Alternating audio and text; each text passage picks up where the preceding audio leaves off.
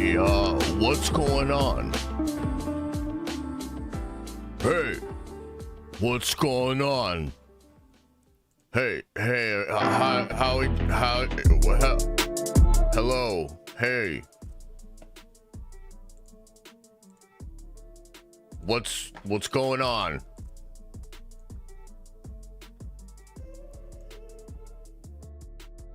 Another Marvel fumble? What the fuck? Oh boy, here we go. I can tell. It's gonna be a day. It's going to be a day. Here we go. Ladies and gentlemen, what's up? Welcome on in to your Wednesday stream. And we've got a packed stream for you today, okay? First off, Venom is good. Venom 3. So everybody go tell everybody you know about Venom. And now we're a Venom channel now. And I'm shilling for Venom. Venom 3 wins the Oscar for best movie ever. And then they stop the Oscars after that. It's absolutely incredible. Venom 3 have I seen it? No.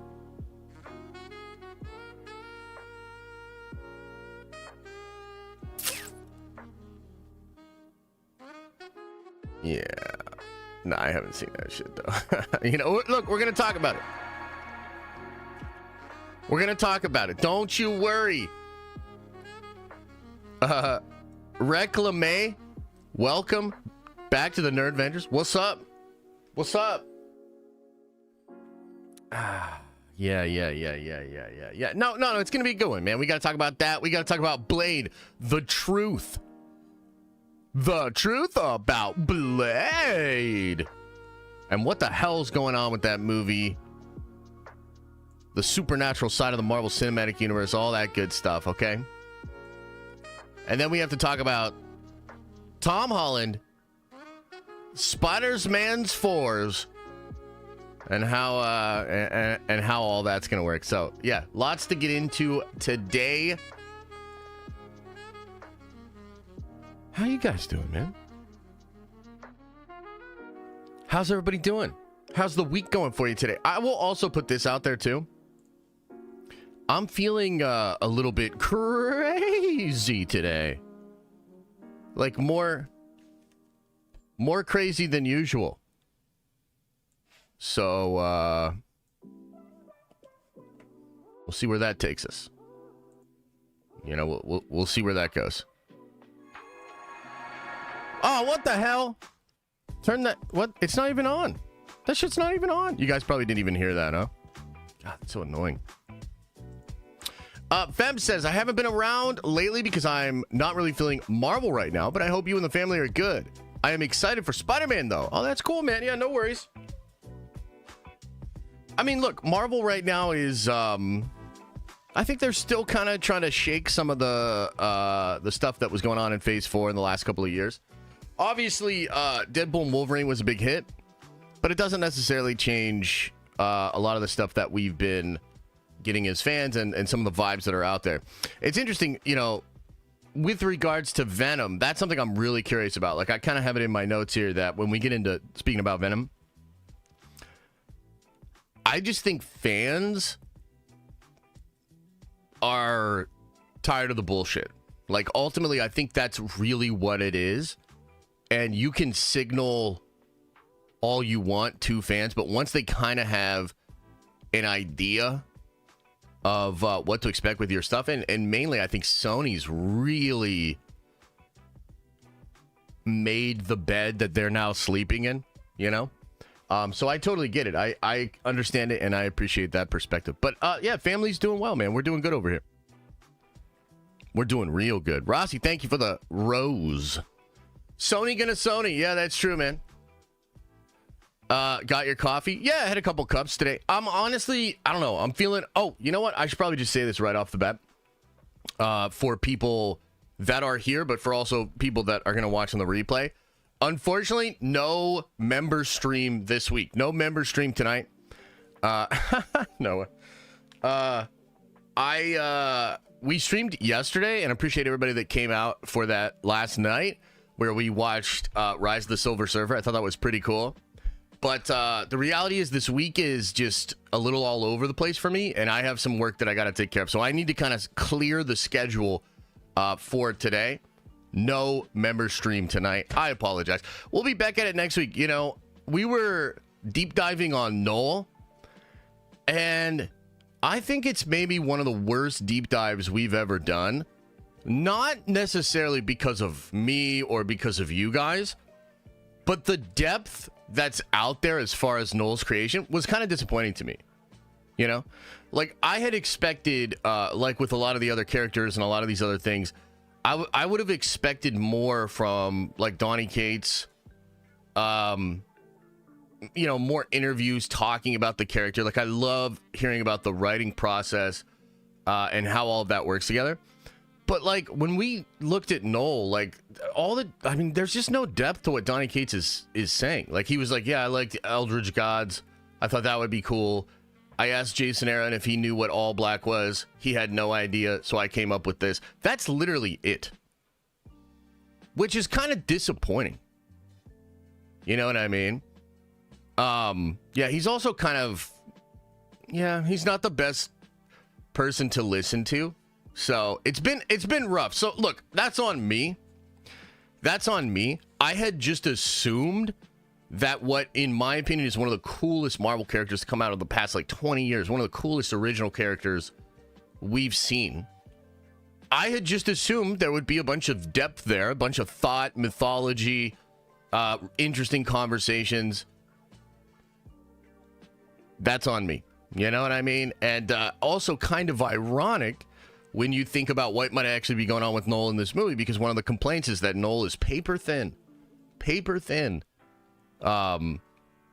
in this thing. So yeah, little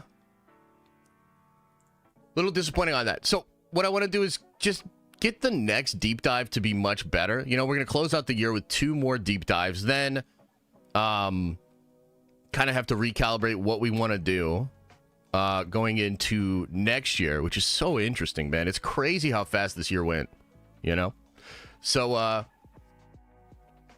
apologize, you know, no member stream tonight, but I promise you, I'm getting a lot of stuff ready. We've got a lot of fun to have in the next couple of years, in the next couple of months, but I do unfortunately need to take that time. Deep dive on Unity. I mean, I would be totally down. I don't want to do that right now. I want to get the actual book out to more people. And then from that point on, we could do that. Agatha, watch party next week then? No, I don't think so. The new leaked footage of Noel doesn't make sense. Why would they make him full CGI, but then in some parts, it's an actual actor wearing the makeup? I actually haven't seen too much of that. I'm not really sure what you're talking about there.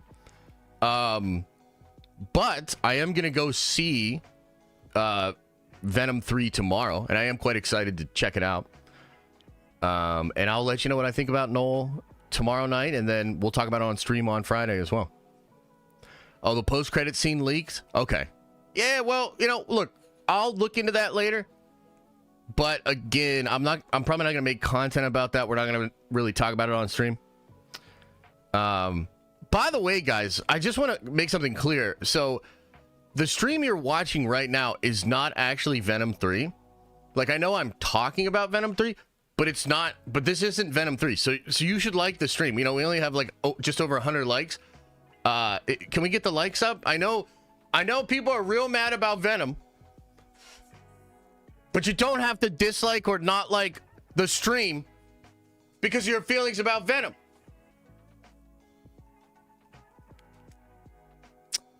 Did we ever watch that ballerina trailer? Hell no, brother. Hell no. What do you mean? The Anna de Armas. I didn't even know there was a trailer. You're talking about the movie for John Wick, the John Wick spinoff that Chad Stahelski had to come back in and do 3 months of reshooting and all that. That's the one. The trailer's great. I haven't seen it. That's the one. No. We didn't watch that trailer. And we're probably not going to. I'm just going to be honest. I mean, I'll check it out. I'll check the movie out. You know, maybe. Yes, that trailer. I only hit like when you say nice things about the Penguin. Nice things about the Penguin. How many episodes are left of the Penguin? Josh hasn't seen John Wick 3. Dude, I've seen all the John Wicks. I love the John Wick movies.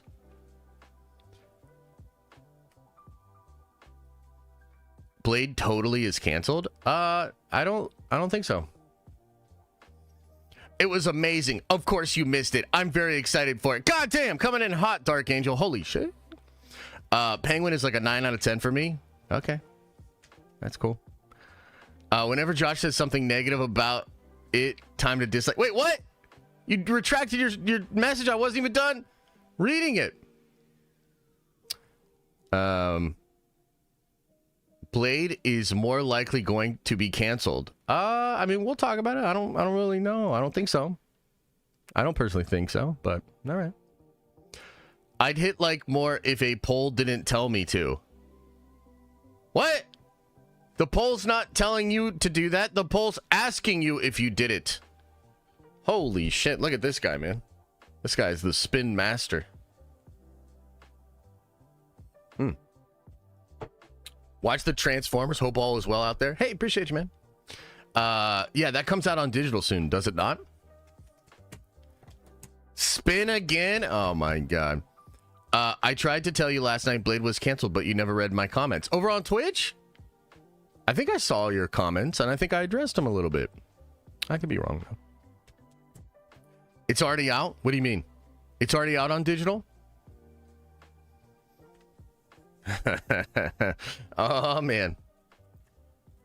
I'm here, PPP 336. Oh, okay. Awesome. Good to have you here, 3PP. I'm gonna take you for a ride. Yeah. Okay, so what happens if Spider-Man 4 if Venom underperforms? I mean, I don't know. It's probably not going to be great, right? They might be like, I don't know about that. Maybe we take Venom out of here. I guess we'll see. Oh, it's on Amazon Prime. Okay, yeah, maybe we'll check it out.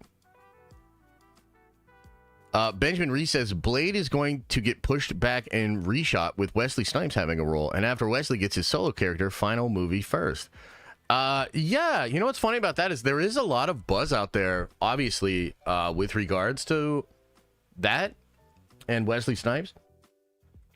And look, I think it's fair to say that Wesley Snipes in Deadpool and Wolverine was a huge hit. And I loved it. You loved it. And it's so weird and ironic that they make that joke about there only being one Blade, which of course was shared umpteen times on social media yesterday after this news officially came out. Everybody went for that meme or that GIF. And it is kind of funny how that kind of stuff works. Do I believe they're going to shift to Wesley Snipes? No. Do I think there's a 0% chance that they shift to Wesley Snipes? No, I don't think there's a 0% chance. I think things could happen and they could do it, yeah. But I don't think that's what's happening. I'll explain what I think is going on and my take in just a little bit here.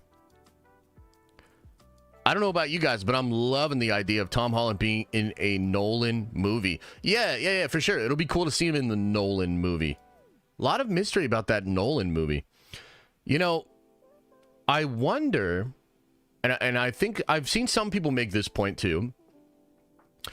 Part of why they might be delaying Blade is an oversaturation of vampire movies, which is kind of funny and ironic because we've talked about this before, right? And I've actually brought the point up with specifically a film like Captain America 4, right? I've said that certain elements of that movie may just be fatigued in the audience mind, right? And it's funny because now you look at the Nolan movie, which the rumors are, and it's hard to say if these are true or not, but the rumors are that that's going to be a period piece about vampires. And then you have the movie with Michael B. Jordan and Haley Steinfeld. What's her name? Haley, you know who I'm talking about. And that movie's apparently about vampires as well. So maybe part of the calculus here is like, nah, we need to wait like 3-4 years, let the vampire movies get out, let that not be as saturated, and then get into Blade. Steinfeld, yeah. That. I wonder if that's part of the calculus at all. Rumor Captain Hydra. What? I don't know of any other vampire projects. Yeah, no, I just said what they are though. She's bad. I mean, yeah, no, you're right about that, chat. She is bad. So they're scared? What do you? No, it's not that they're scared, guys. It's that it's a fatigue thing. So I brought this up before, but like part of the reason that Kevin went and did a Civil War movie was so that he could undercut the idea of heroes fighting each other that was going to happen in Batman v Superman. Batman v Superman was put into production first. Kevin saw it and was like, we're going to do our Civil War thing and come out first. The reason you do something like that is you want to kind of, you put the competition on the back foot, make it seem like maybe they're copying you, you know, saturate the idea a little bit so that, you know, it doesn't look as novel. By the way, this happened in, with Dark Phoenix as well. I don't know how many people know this, but Dark Phoenix had a lot of plot lines cut that were actually very similar to Captain Marvel. And in fact, I think they were even going to use like a scroll or a shape-shifting kind of a thing. And don't they kind of still do that with Jessica Chastain in that movie? But basically, when Fox realized that their plot was very similar to Captain Marvel, they reworked the movie significantly. So it's not like out of fear. It's just like a sort of creative decision where you're like, ah, man, like we don't want to look like we're just copying, or we don't want to do that same thing because audiences will be like, that's just like this other movie, right? So what I'm saying is that's a consideration on the creative side, even on the producing side. That's a consideration, you know? I also have a take here with the Blade stuff, which, you know what? We might as well probably just get into it. I think a lot of people want to just get into the news, so we'll get into the news. But I have a take here with Blade that I haven't seen anybody make yet, and I think it's quite interesting. So I want to talk about the Blade stuff. I want to talk about Venom. I want to talk about Spider-Man's foe. Mav says, what we do in the shadows possibly killed the popular vampire trend, in my opinion. Oh, yeah? I'm not super familiar with that show. Is it very popular? Because to do what I'm kind of talking about, it would have to be popular. You know? John Cross says, sup, guys? So do we think Tony is a Victor variant adopted by the Starks, or RDJ Victor is a Tony variant adopted by the Von Dooms? I mean, I obviously think it's the first way. That's what I think is happening. But it could, you know, it could be either. It could be something else too that we're not aware of. Josh, they were pitched a Blade movie in the style of The Raid, and Feige said no. That's next level stupid. I mean, I have not heard that that specifically happened. Okay. Does a Blade movie in the style of The Raid sound cool? Yeah. Yeah, it does. God damn it, chat. I guess we just got to get into it. I guess we just got to get into it and talk about Blade, because everybody's got their opinion about Blade. Oh, my goodness. All right, hang on one second. Dr. Cool says, a bunch of kids in Africa are going to be wearing Blade merch soon. God damn, dude. Y'all are savage today. Y'all are savage today. So now Blade is the Super Bowl team that lost? Holy shit.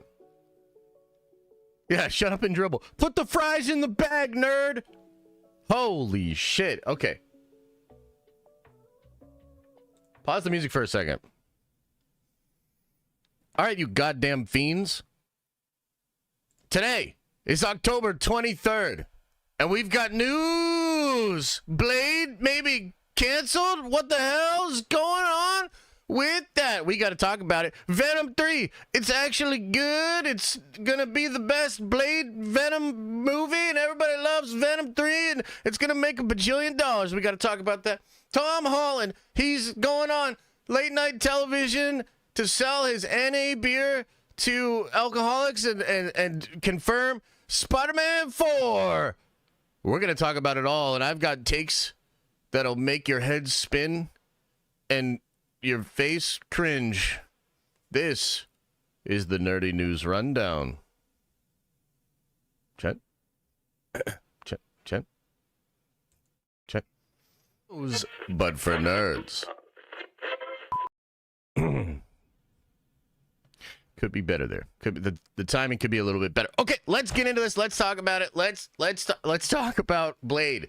So, yesterday officially came out in the Hollywood trades that Blade has been removed from the release calendar, and it was not given a release date. Therefore, Blade has been delayed indefinitely.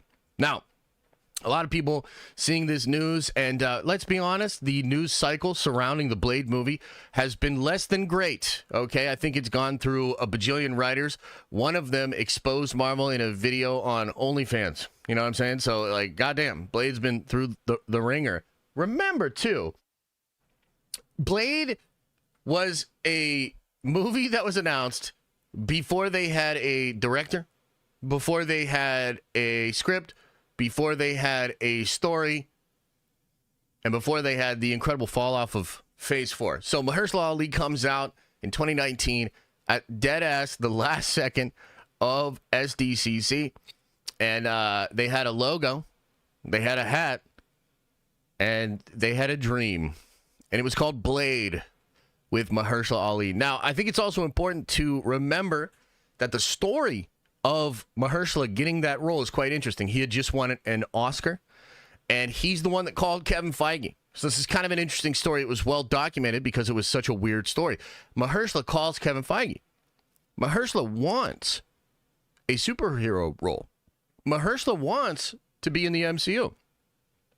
And at the time, who the fuck could blame him? I mean, they had just had 2019, the biggest movie like ever. Avatar eventually took back over that spot, but Avengers Endgame, big old freaking movie. At the time, you know, things were just crazy for Marvel. Marvel was the biggest game in town. I still think they are, but obviously things that happened in the next couple of years that sort of stifled their capital. Okay, so you had the dream job, the dream role of becoming a part of the Marvel Cinematic Universe for Mahershala, and he had just won an Oscar. He reaches out to Kevin. Now, what Kevin said in 2019 was like, when Mahershala Ali calls, you pick up. He wanted to be a part of this. We gave him Blade. That's cool. Now, this reminds me of decisions made by other actors. I mean, you've got Ryan Reynolds takes real ownership of the Deadpool character, and that's been huge for him. Monumental success. Even Chris Hemsworth. I remember times in between maybe phases 1 and 2, around that time period, there was discussion of Hemsworth leaving the role of Thor. All the actors kind of had that moment before they re-upped contracts. And nowadays, he's like fully committed to Thor. He's talked about how he wants to do Thor 5. He wants to keep playing Thor. And I think he's kind of accepted the fact that him being Thor is this huge boon to his brand, his career. He has a fitness app that's kind of related to the idea of Thor. You know what I mean? Like they've kind of pot committed. You talk about Tom Hardy. We're going to talk about Venom a little bit later on in the Nerdy News Rundown today. And I've been kind of making the point that we should give Tom Hardy credit. Tom Hardy also, out of all the things that he could do, incredible actor, a lot of cachet, Tom Hardy decided to be Venom. And he became pot committed to the role of Venom. And through that decision, we got these 3 big, massive Venom movies, of which the third seems like an Oscar winner, best movie ever. Incredible. But we'll get there, okay? The point I'm trying to make is Mahershala Ali did the thing that a lot of actors did, where they decide that they want to be a big part of the comic book movie genre, and they want to own a role, okay? Now, obviously, that has not worked out well, and Blade itself has been the discussion of a lot of drama. I remember there was an article in the Hollywood Trades, massive article. I want to say it was in 2021. This is a big article that made some super big waves. Maybe you remember it had a drawing of all the Marvel characters, and this sort of it was like falling apart is essentially the whole idea of the article. Within that article, they discuss a version of the Blade movie that was about strong female characters. It was going to be about Blade's daughter, and Mahershala Ali was going to be fourth down on the call sheet. Okay? And that's obviously stupid as hell and not what anybody wants out of a Blade film. Okay? Bunch of page one rewrites on Blade. The director of, or the writer of Blade left like last year. There was a big debate about that, right? So there's been a lot of stories about Blade. Okay? Fast forward to yesterday, and you have this news come out. And I think a lot of people assume this movie's done for. I mean, delayed indefinitely. You never want to hear that stuff. By the way, this is the same thing they said about the Rey movie. So the Rey movie was also delayed indefinitely. And I think a lot of people jumped on that as well and were like, okay, it's canceled. Technically speaking, does this make it more likely that both of these movies will be canceled? For sure, bro. Like, if they got a date, if they had a release date, if the script was good, if we were ready to go, obviously that means the movie's probably coming out. So you have Mahershala Ali attached to Blade for, like, at this point, like 6 years. All the drama, all the bad news, all the delays. And then it's officially announced that Blade is delayed indefinitely. So the big question is, of course, is this movie going to be canceled? Okay, and you can let me know in chat what you think of that. However, I do want to make a point that I don't see a lot of other people making, and I think this is one to keep in mind. Okay, Blade, the film, is just an unfortunate victim of a mentality that had taken over Marvel Studios at the time. Okay, and this, I think, is really the crux of the problem with Blade and why the film has had so much trouble getting made. Mahershala Ali is a really good actor. Okay, I think that's probably universally accepted. If you haven't seen Mahershala in something, just trust me. He's a really good actor, bro. There's a reason he won the Oscar. I think his turns in his True Detective season were mind-blowing. He plays like 3 versions of himself, and it's mind-blowing. He's incredible, okay? But I think what you got to keep in mind here is Mahershala was hired to do elevated genre.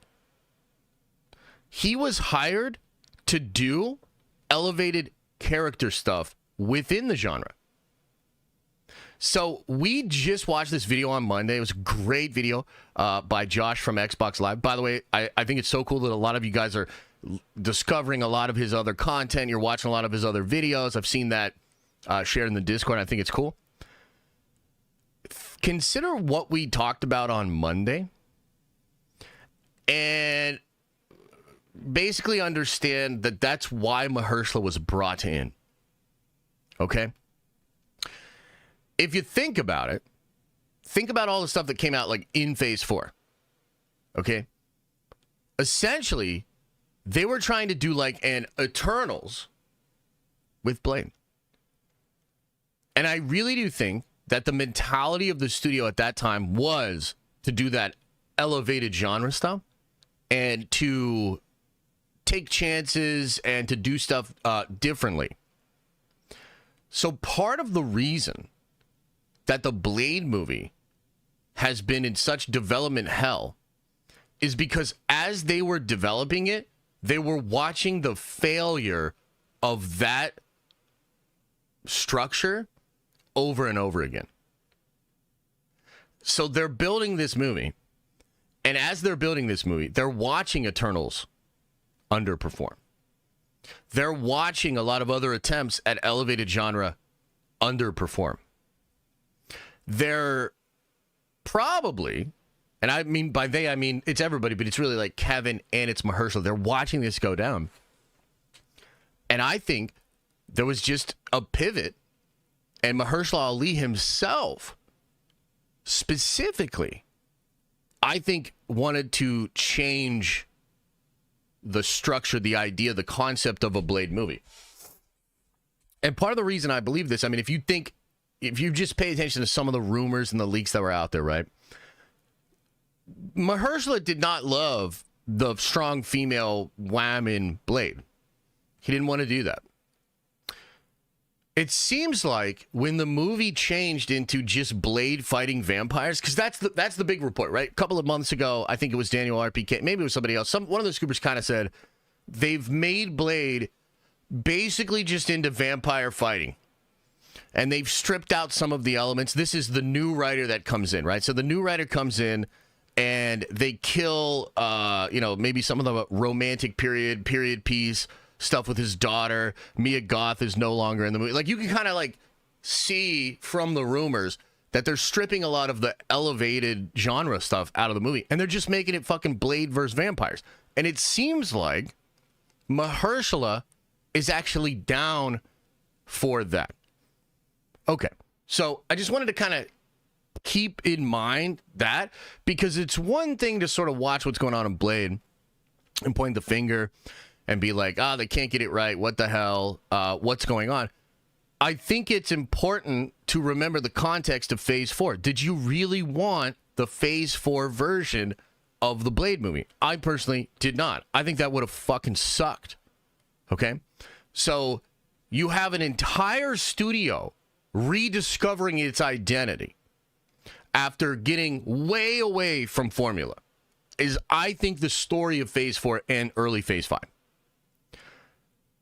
And as that is happening, they're reconceptualizing what they want out of the Blade movie. Now, the news yesterday is actually old news. Unfortunately for Marvel, that's not how fans take it. That's not how, news media, that's not how social media, that's not how people treat it. But the reality is, it's old news. What do I mean by that? As soon as they announced Robert Downey Jr. as Dr. Doom, and as soon as we started to realize that movies like Spider-Man 4, movies like maybe Doctor Strange 3, and movies like maybe Thor 5 would become the Battle World movies, as soon as that became apparent, it was obvious Blade was going to be delayed. There were people even a month ago, 2 months ago, looking at the slate, right? We pulled this up on stream before we looked at the slate. And maybe I didn't, focus on it, right? Like, maybe I didn't bring it to everybody's attention. Like, hey, just so you know, chat, there's no room for Blade here. That shit's being delayed. But that's what it is. There's no room for Blade. Blade, unless it wants to completely change again to work itself into the multiversal saga and that ending, there's no room for it. Right? So Blade was already delayed, brother. Like, Blade had already been taken off the schedule. This was just it finally being confirmed. Okay? So essentially, Blade goes from trying to be high elevated art that would have been boring and probably about strong whammon to, okay, we're just going to do Blade, make it vampires, make it badass. Now, another report that came out a couple of months ago is all about Midnight Suns. Midnight Suns. And remember, the writer, Daniel reported the writer of Blade got taken off. He actually got taken off and put on to Midnight Suns. And just yesterday, in response to all of this news about Blade being delayed indefinitely, Daniel reported that Marvel Studios is streamlining the Midnight Suns. And I think yesterday, Alex Perez had the take. Essentially, this is what is happening. Blade is not falling apart. Mahershala Ali is not leaving. It's just simply the case that Marvel realizes they need to take all of their energy and all of the focus and put it on Doctor Doom, Secret Wars, Battle World, all of that. Okay? And what was real 2 months ago is real today. The way that Kevin is making this up to Mahershala is, hey, man, you want to be the Nick Fury of the supernatural side of the MCU? And Mahershala's probably like, that sounds great. So you're talking about an extra check, more of a focus, leading a team, all the stuff that he wanted. All the stuff that he wanted in 2019, he still wants. And thank God that Deadpool and Wolverine was such a big fucking success, because that makes the talent look at what not only were Hugh Jackman and Ryan Reynolds able to do with that movie, but how they were able to leverage that movie for their own success. You know, Reynolds is a genius at this. I would guarantee you all of his brands, like everything that he controls, probably benefited from Deadpool and Wolverine. Some of it super tangibly, you can like measure it, but even just other stuff, like it, the more the profile expands and positive feelings are associated with you, the better it is for your brand. Same thing with Hugh Jackman. I mean, Hugh Jackman now has a residency in New York, and he's been able to leverage the marketing that was used for Deadpool and Wolverine to benefit that. These are all things that talent and the people that manage talent think about. So thank God that happened with Deadpool and Wolverine. I think Mahershala saw that and he's like, no, I'm still in. This could still be great for me. I'm still excited for what this could be. And I think he's been promised even more. Now, there is the very real, reality of them taking it off the schedule completely. So why would they take the Blade movie off the schedule completely? Delayed indefinitely means there is no date. Well, I think, and I speculated about this a little bit last night when we were streaming on Twitch, right? Adam was getting all mad at me and like, I don't understand. That doesn't make sense. But my feeling on this is they actually are not 100% sure how the next few years are going to go. Meaning right now, you've got a shooting schedule with Doomsday next year, Spider-Man in the summer, and then I think Holland's probably going to film Nolan's thing, and, all of that, right? I think Marvel, although they have hard start dates and they have dates acquired, there could be a little wiggle room here. Okay? So I talked about how I think Secret Wars could be delayed. And that would be crazy, but first of all, you're talking about a movie that's been moved several times. Did you know that Secret Wars was originally supposed to come out in 2024? We were supposed to be watching Secret Wars like right now, which would have been pretty wild, right? But obviously that didn't happen for a number of reasons, but it's been pushed back. It was at one point they were both going to come out in 2025. Now it's coming out in 2027, so this thing's been pushed quite a bit. I don't think Doomsday will be delayed, but once Doomsday happens, I think there's wiggle room. So Secret Wars could be pushed from May 2027 to December or November 2027. I think that's a very real possibility. I think depending on how that goes, you could even see it being bumped a year. Okay. I'm still going to rent a theater for Secret Wars, but I'm really nervous about them moving it again. So we're going to have to wait and see. But essentially, that's probably why they're not giving it a date, period. Because their total and complete effort is going to be focused on Secret Wars. And when I say that, I really mean Doomsday, the Battle World movies, and Secret Wars. It's a big deal. So I think until they get that really finalized, they're not going to go into production on Blade. But they're going to continue working on that script, and I think they're working on Midnight Suns, and so I think you're going to have sort of a 1-2 punch with Blade into Midnight Suns, and I think it'll play, and I think it'll be cool. But frankly, it is not true that Mahershala is leaving. This news yesterday is actually old news if you were actually paying attention to all the scoops and the rumors. There was just no room for Blade in the next couple of years. Right? Now, I will say this. Is it possible that Mahershala leaves? Of course it's possible. Anything is possible. But does the news yesterday indicate that that's more likely? No. Again, old news. Mahershala has been promised a lot, and there's no real indication that he would walk away from that role. And it's almost for me, could I see it happening? Sure. And I know a lot of people are excited about Wesley Snipes, right? I get it. I'm excited about Wesley Snipes. Maybe they would figure out a way to use more of Wesley Snipes And, you know, you could maybe introduce Mahershala Ali there as well. But Mahershala is already in the MCU, right? Like, it's just his voice. And it's at the end of Eternals. But he's already in the MCU, man. You know what I mean? Like, he did the voice. He's there with Dane Whitman. And I think it tracks to, like, do a Midnight Suns thing. I think that'll be cool. So, I actually am not worried about Blade at all. And I think if they would have just introduced Blade randomly in the next couple of years within the multiverse saga, I don't think that's good. So I'm actually like totally comfortable. But here's the reality too. It doesn't look good.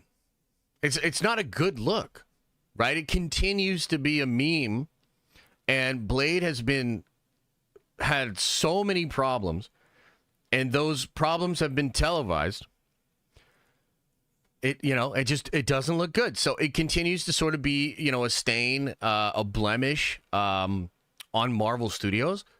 And at a time when things are really shaky, every piece of bad news like this, it does carry water. Like it affects the fan perception of the studio, et cetera, et cetera. I know there's some people out there that have all these, you know, conspiracy theories about things that Kevin is canceling, this, that, second, and third. If you're really in the know, all of this actually makes sense. And I'm actually not that concerned. So that, I think, is the honest-to-God truth of what's going on with Blade, as far as I understand it. I'll open it up to chat. You guys got any comments, questions, concerns? What do you think? What do you think? I wonder how Mr. Josh will feel on this if Cap 4 bombs. I mean, I won't feel great about it. It's not like I'll be like, oh, dude, Cap 4 bomb, let's go. Is anyone else in the mood for McDonald's fries? I mean, McDonald's fries are pretty good. Pretty good. I understand nothing. Start over. No. Blade in 2028 at this point? I mean, it's very possible. Yeah. It's very possible. How does Luke feel about this? Luke just gets mad because I yell all the time, I guess. Bo DeMeo says, let's make Blade in the style of The Raid. Feige says, no, we're going to make Blade have a daughter, and she's going to use pixie dust instead of swords. Yeah. I mean, obviously, that's not a good move. This is a good movie, so that they do Blade correctly. Feige earned our trust at this point. I mean, I agree. I feel the same way, but I also don't blame people for feeling differently, right? The last couple of years of Marvel have been the last couple of years of Marvel. And as we're going to talk about in a second here, Sony's not doing them any favors. Sony's not helping that perception at all. And frankly, neither is DC. I mean, DC just turned in like 4 out of 5 of the last movies were massive bombs. So the genre, man, is getting beat up a little bit, you know? And it's weird because you see a thing where Kevin, like, acknowledges that, pushes stuff back. You know, we just got Deadpool and Wolverine this year, and there's, like, a lot of effort to changing that perception. And then you look over at Sony and shit, and you're like, oh, my God. Josh, you have forgotten us, says Comic Things over on Twitch. He didn't forget, he just abandoned us, says Jareth Loveberry. Oh, boy. Oh, boy. Oh, boy, Twitch. Oh, boy. Okay, any other thoughts, comments, concerns, questions, shit posts? What else is on your mind? And then we'll get into Venom 3 hype, baby. They need to do Blade justice for sure. Best bet is just doing an Elseworld Wesley film. Give him a good send-off. I mean, that would be cool. Twitch or crybabies, says Zach. Oh, shit. We've got a civil war in the chat. Chat versus chat. I will say this. Both of the chats are pretty degenerate, but Twitch is way more degenerate. So I would have to say that Twitch is Tony Stark and YouTube chat is Captain America.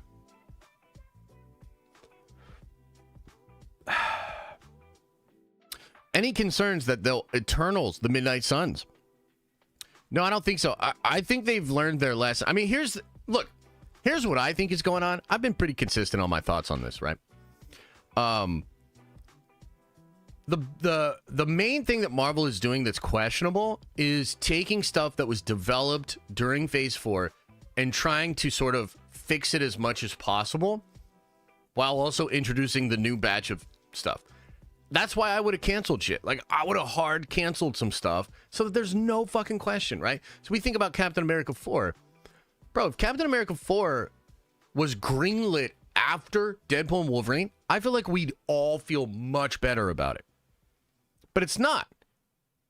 It's a you need to do better, Senator movie that was greenlit in the midst of Phase 4. So, like, the problem with Captain America 4 is the most hardcore people within the funnel, the most, like, the people that are the biggest fans of Marvel, fully acknowledge and discuss the idea that that movie was made during a time where they had bad ideas. Now, I think Brave New World's saving grace will probably be Red Hulk, the action, the Easter eggs, and the general sense that, like, things are improving. They're working really hard on that movie. I think the reality is it'll probably be pretty flat, but have exciting action and probably be enough of a popcorn thriller that people will get excited about it.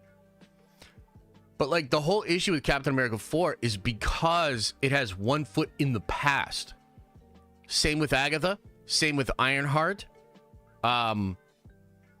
The only project that I think has been able to fully shed that Phase 4, like, you know, grossness is Daredevil. And the reason that is because they fucking fired everybody, restarted, and we fucking saw it. You know what I mean? So it's like, that's the only one that's like, yo, this shit's gonna be different. Like, frankly, right?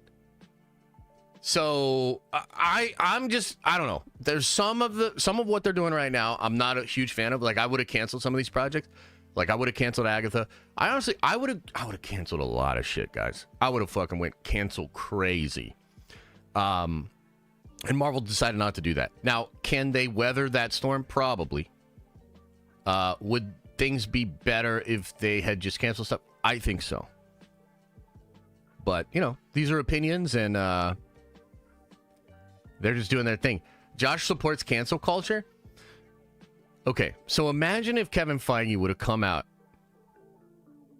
at San Diego Comic-Con, you know, and he just would have said, you know, we have an incredible fan base, and over the past couple of years, we've been listening intently to that fan base. I believe that there was a mentality coming out of Infinity War and Endgame that might have just been a little counter to what the fans actually wanted. We love the full catalog of Marvel characters, but unfortunately, we are going to take some of these projects off the slate because we don't think they're conducive to what we want to do with this brand. These characters are great. They're going to show up in different projects, but we have actually removed from our slate and then just listed them all. I don't know. I mean, you know, maybe you would have had some backlash from some people on Twitter. I would have personally just slow clapped. You know what I mean? And been very, very excited. So, you know, difference. Look, it would have been wild. It would have been wild. And by the way, maybe he couldn't, right? There's also a consideration that, like, you know, Disney is like, no, we don't want that. We don't like that. You know, we don't want that perception to follow us. Not really sure. But it's also kind of obvious that they are learning and shifting, and I think you'll very obviously see this with some of the stuff that's going to be greenlit from here, that they are kind of on a different wavelength. But we're still kind of in the muck and the mire, right? Like, we're still kind of getting through this time period. So, yeah, that's kind of my take on Blade.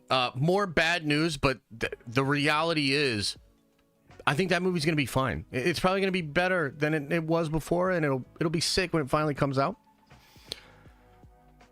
Is there any rumblings of Steve Rogers showing up in Cap 4? No, because that would be too cool. So they're not doing that. Wrench City says, I don't think they would say Tony is a Doom variant because they said they don't want to mess up his legacy, which I feel like would do that. I don't think it messes up his legacy at all. I think it adds an interesting element to his legacy. It recontextualizes it. It also brings in a really cool conversation about like nature versus nurture. I think that's actually a great story thread. I could be wrong, but that's where my mindset is at. And I continue to see evidence. Like, you look at what the Russos even said in that interview we talked about on Monday. Bro, they have a story. They had this idea, you know? So that's kind of where I'm at with it. Okay, let's move on to the next topic, ladies and gentlemen. Let's talk a little bit about Venom. Venom. Venom. Okay. Couple of questions for the chat before we get into this. How many of you guys are going to see Venom this weekend? How many of you guys are so excited for Venom 3? Put a 1 into the chat. Steve McT, I'm sorry. I'll get your super in just a little bit, bud. Woo! Venom. Venom. No, what? What? What the hell? Oh, what the hell? Oh my goodness gracious. So yeah, chat's kind of mixed on Venom. Wow. Okay, so check this out. Yesterday, the first social media reactions to Venom: The Last Dance started to make their way onto the internet. Now, these are kind of like early reviews. It's basically what it is, right? So we have a -0. What the hell? That doesn't even make sense. So usually the way this will happen is you have your world premiere. Bunch of people went to the world premiere for Venom. Then you get your first social media reactions. Now, they are usually a little bit more positive than the actual Rotten Tomatoes. However, that's not always the case. In a lot of these movies, like, you know, your Madam Webs, your Marvels, a lot of these different things, you look at the social media reactions, and it tells a pretty bad tale. And it kind of indicates that, like, oh, man, I don't know how fans are going to feel about this, okay? Today, I believe at 3 p.m., the official reviews begin to come in. So we'll see what that looks like. But I think the first reactions to Venom were so much better than I thought they were going to be. I've been on a roller coaster ride of emotion when it comes to Venom 3. I was excited for it. The Knoll stuff initially got me pretty hyped. There's rumors of it connecting to Spider-Man 4, which are really cool. There's a lot of stuff that's getting me quite excited. Then we started to hear some not so great things. You know, there was just one report that came out from Daniel about how people had seen it. They didn't like it, and they liked the first two, and we were like, oh, no, that's not good. The box office tracking for Venom, quite low. I think a couple of months ago, it was forecasted at like over 100 million. I think they said 70 to 80 million a couple of weeks ago. Now it's looking at 65, 60 million domestic. So I started to get concerned. And I think generally Hollywood was also concerned. Tell me, let me know this, chat. I actually think that Hollywood is simping for Venom 3 a little bit because of how disastrous the box office has been this year. I don't know if you agree with me, but it kind of seems that way to me. It seems like, you know, a lot of pundits, a lot of reviewers, a lot of people are, you know, going a little soft on Venom because they might have realized what a dire situation this is. And I do think it's actually kind of dire. I don't know how the fuck we arrived at a place where the success of the third Venom movie will make a big impact on movies and Hollywood and the comic book movie genre. But here we are. Nonetheless, we have arrived at that place. I actually think the stakes are pretty fucking high. I think if Venom comes in and is a stinker, and if audiences, by and large, reject it, I think it is just one more domino that could lead to an absolute disaster. Okay, not only do you have Kraven coming out a couple of months from now, which from all accounts is the best movie Sony has made with these villains, but then you have, you know, your Daredevil and your Captain America 4 right around the corner in next year. And I promise you, if Venom does very poorly, if Kraven does very poorly, that will impact Captain America. I know this is a weird thing to think of, but it's true. So it's just going to create more of a negative experience for casual fans. More of the stigma of comic book movies and the current state of comic book movies would kind of be there. So Venom, ironically, a really important film out of nowhere.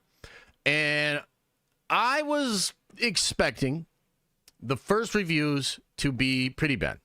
You know, a lot of the Sony movies are essentially like exactly what we think they're going to be. Morbius is exactly what we thought it was going to be. Madam Web, exactly what we thought it was going to be. That's the Sony formula, you know? To my surprise, the early reviews for Venom 3 were pretty strong. I did a video about this yesterday. We broke it down. Several different people saying it's the best of the series. I did not expect that. And so a lot of people are hyping it up, saying it's the best in the series. A lot of people saying it's just very entertaining. The action's great. Popcorn entertainment, you know, all these different things. They seem polite, not strong. I mean, that's maybe a fair way to say it. They were stronger than I expected. So I got excited because, look, man, I like Venom. I like Tom Hardy. I really like that first movie. Second movie is a fucking doozy. We watched that last week, and I was like, oh, boy. it threw up some red flags for Sony and, you know, Venom and all that. So I like these movies. I like Tom Hardy, and I like the genre. Like, I don't want every bad comic book movie at this point. It hurts the overall genre of comic book movies at a time when we really don't need that. So I'm really rooting for Venom. I want the movie to be cool. Also, I like Noel. And it's just so cringe to think of them just throwing Noel mindlessly into a movie in the third movie in a trilogy and it being goobly glob.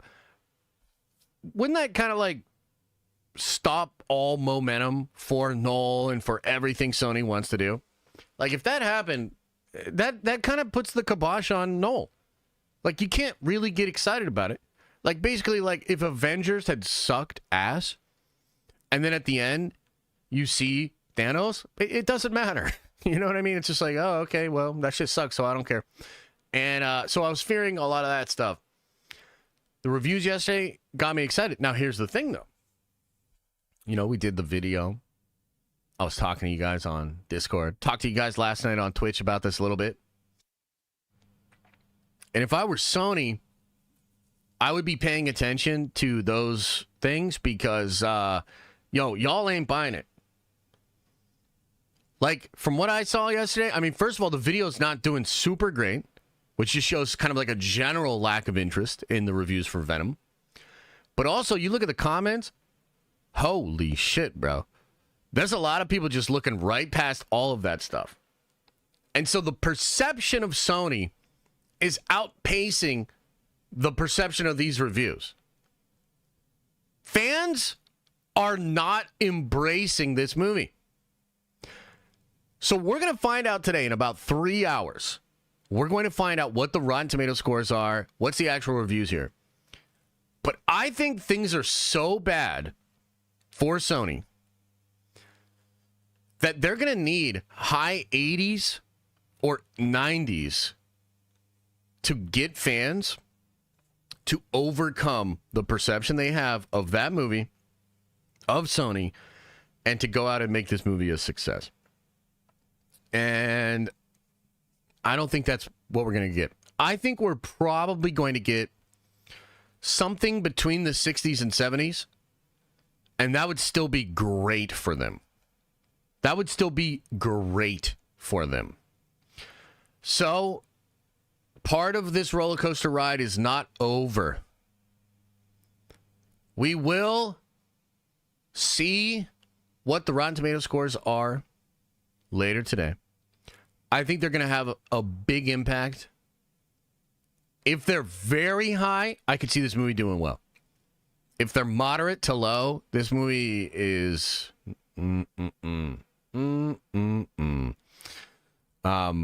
either way, I am going to go see this movie tomorrow. I'm still excited for the film. I'm going to see it. I'm going to watch it tomorrow pretty early in the afternoon.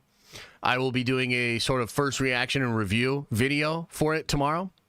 And then I will be talking about it on stream Friday morning. Okay? And I guess we're going to find out together how this movie does, what audiences think of it. I'm going to tell you this, though. If this movie does really poorly, I see an almost 0% chance that Kraven does well. Kraven is like not a super popular comic book character. I mean, if you're a comic book fan, for sure, you know Kraven. But Venom is like really popular. Like everybody knows Venom. Even if you don't read comics, you know about Venom. Like Venom is just a massively popular character. Kraven is not. And Kraven kind of just looks like a weird ripoff of John Wick or some shit. Right? So, bro, it doesn't matter that Sony might have made the best Venom movie right now. It also doesn't matter that Sony made maybe their best movie ever, because Sony is still sleeping in the bed that they made. They made this bed. They made Venom 2. They made Madam Web. They made Morbius. Sony is gonna Sony. And like, ultimately, that is probably the biggest contributing factor to why these movies are likely to underperform, why audiences are sick of these movies. And it's weird, right? Like, we deserve better as fans, for sure. We deserve better as fans. And I don't know exactly what's going on with Sony, but here's kind of like a sort of, this is speculation, but this is kind of what I think is going on. Sony is actually making some changes. And I do think that they have some ideas that are better than the ideas they've had in the past couple of years. But ironically, it might not matter. The damage might be done. So they might actually like have something here with Noel. They might actually have something here with Venom 3. The funniest outcome here would be that Venom 3's lit and nobody cares. Kraven's one of the best comic book movies ever made and nobody cares. Because like that would just be sort of a deserved failure on their part. It would be kind of like the cows coming home, the chickens coming home to roost, right? Like the other shoes dropping. Like you've put out Goobly Glob for like a decade. So it's like hard to see audiences embracing your slightly better Goobly Glob. There's a lot of shit about this that I don't like. It's going to look bad for Tom Hardy. You know, some of you guys asked me earlier in the stream, like, would this affect Spider-Man 4? Fuck yeah, bro. They're working on the script right now. If Tom Hardy's Venom 3 bombs, then yeah, like, I don't see putting Tom Hardy in Spider-Man 4. You know, like, yeah, that obviously has an effect there. It would have an effect on the Spider-Man plan in general. This would affect the future with Toby and Andrew, because why would they want to come back to Sony if Sony continues to do this? Right? So, like, there's a lot of things here that are at stake. It is unfortunate that Sony has been Sony, because I just don't know that it matters that Venom 3 is maybe the best in the trilogy, that Kraven might be the best thing they've ever done. Holy shit. So that's kind of the take on Venom 3. Like I said, for me personally, Chad, Like, for me personally, I've never been more excited for Venom 3. Like, I'm really excited to go see this movie tomorrow. I'm going to get the popcorn bucket. I'm going to sit back. I'm going to enjoy myself. I'm going to have a good time, hopefully. I'm genuinely excited. But as a sort of pundit, as somebody in the space that watches this stuff and that keeps an eye on how things are going, oh my God, it's looking bad. We'll know more once these Rotten Tomato scores come out, but wow, wee-wah. Might be a rough end of the year here for the comic book movie genre. I'm curious as to what you guys think. Hey, Josh, can you make the Fantastic Four Rise of the Silver Surfer watch-along available? I missed most of it. No. Sorry, bud. I prepared you, Josh. I mean, that's fair. That's fair. Sony paycheck has arrived for Josh. I mean, that'd be great. I am hoping that Feige wants Hardy's Venom and Noel in Spider-Man 4 regardless. Well, we're going to talk about Spider-Man 4 in just a second here. Jeremy's review is out. His review? Like, is it a social media review or a full-on review? Did he break embargo? When's the embargo?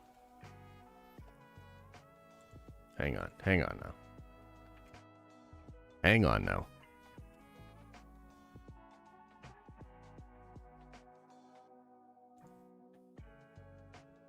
So Venom: The Last Dance, no official reviews yet. Yeah, I think it goes at 3.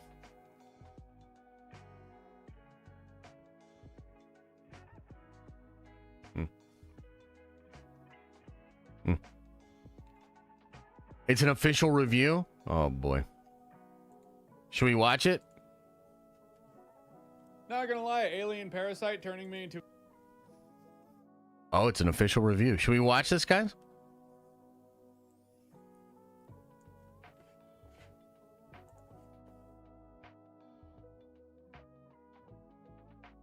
Should we check it out?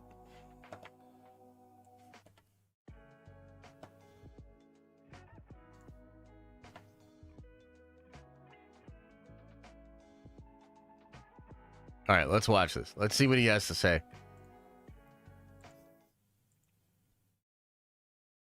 Oh boy. Why am I scared? To a superpowered vigilante? That don't sound too bad. What does sound bad is a digital parasite turning your device into a paperweight, which brings me to the sponsor of this video. This video is brought to you by NordVPN. NordVPN is a VPN service that strives to help make our traversing this digital hellscape a little safer. Nord's threat protection is that digital guard standing between you and all of it. Advantageous for me and my fellow retro gamers as we're always looking for the best retro game homebrew. I think that's the file.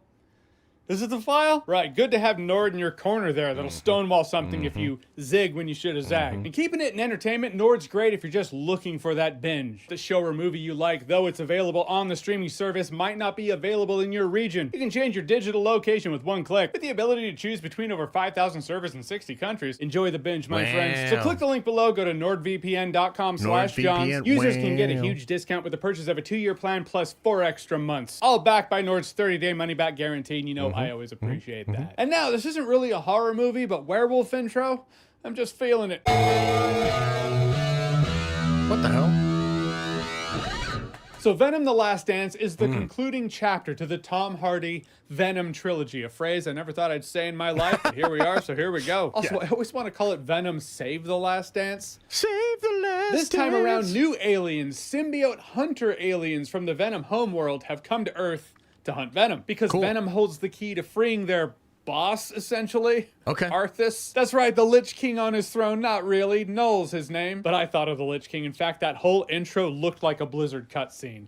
Different franchise, but it looked like something out of Diablo. So yeah, basically they made up a new plot point in which Venom has become a MacGuffin for them. So now Venom in his full form, you know, when the symbiote comes around Eddie Brock and he becomes Venom, that has become like Frodo putting on the ring in Lord of the Rings. You get a bit of it in the first act of the movie, the first 20 minutes in Venom: The Last Dance. But when he's in his full form, he becomes a beacon to these symbiote hunters. They can hone in on him. They know where he is. So yeah, like Frodo in that ring, don't do that. Evil can hone in on you.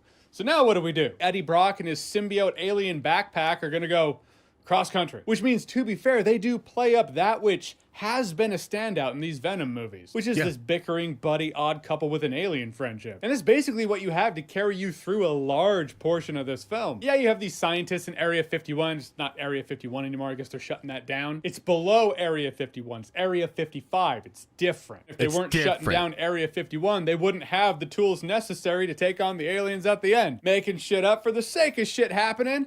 Yeah, make no mistake, you're gonna run into that sensation a lot in this movie. More than a few, we'll say loopholes, plot holes, conveniences. There are some things that don't make sense, but they're there for that nostalgic feeling. Or at the very least, to have Venom become Venom. Hang on, I gotta scratch my butt. Oh, there he is. Let's run to Vegas. All for what? For what? Look, I like ABBA as much as the next guy. But all for a dance sequence to Dancing Queen? That's just irresponsible at that point. Lethal? Yes. Protector? The military's going after Eddie Brock as well. Eddie Brock on his road trip runs across Reese Fonz. I mean, I saw him in the trailer. I was like, he played Dr. Connors. As much as Venom makes the joke in this movie, I'm sick of this multiverse shit. And I do agree. Still. That's awesome. Reese Fonz in a Venom movie in which you play. No, he's just a guy. But he's just a guy you can show in the trailer to make people go, oh, is there a... No. It's fine for it to be a no. It's fine for him to just play a guy. They just see what they're doing there. This movie just has actors that were underutilized. Juno Temple, Chiwetel Ejiofor, Reese Fonz. Chiwetel Ejiofor, I was really looking forward to seeing what he was going to bring to this. He could have been played by anybody. To be fair, Reese Fonz hamming it up, but he was hamming it up in a way that is on brand, so to speak. Not necessarily the Venom brand, but this Venom trilogy brand. Point is, that character and his family, it was kind of a funny bit at first, but they kept him around a lot longer than they should have. At a point, there's just this family to be there so they can be in peril, so Venom can try to save them while he's also fighting aliens. Felt a bit like the Flash's job in Justice League, in which they just... Now, if you've been following the leaks and the rumors, it's interesting because he's not saying a thing here.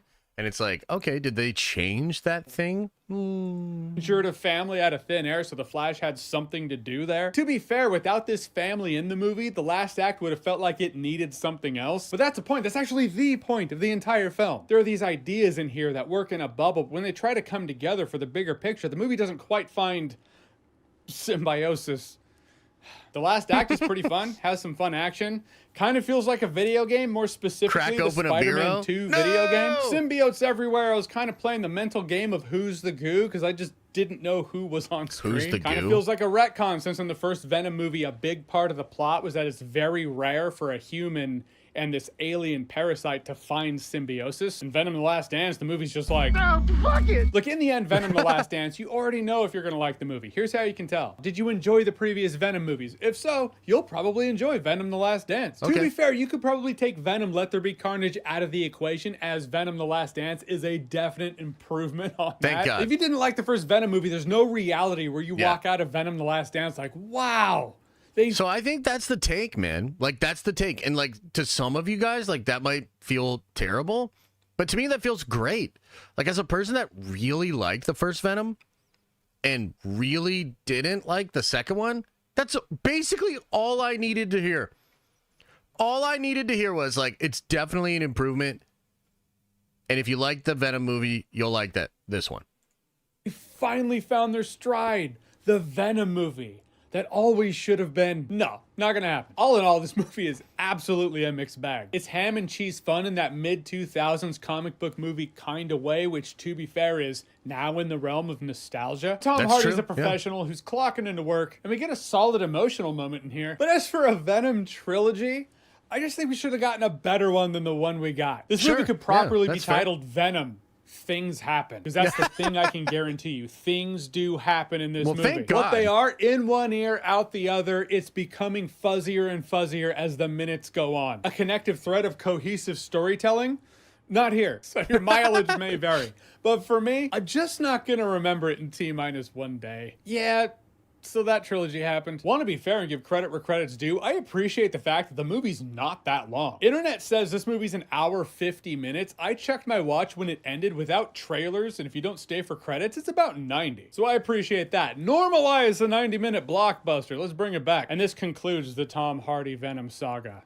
until the next Tom Hardy Venom movie. People are already asking him about it. He says he's down. It's Hollywood. Nothing's ever really The Last Dance. All right, so Venom The Last Dance, have you seen it? What did you think about it? Or what did you think of this Venom trilogy as a whole? What'd you think? Yeah, so look, it's so funny to me, dude, because this review is like a perfect like condensing, distilling of the exact conversation that's going on about Venom, the exact place that fans are at with Venom.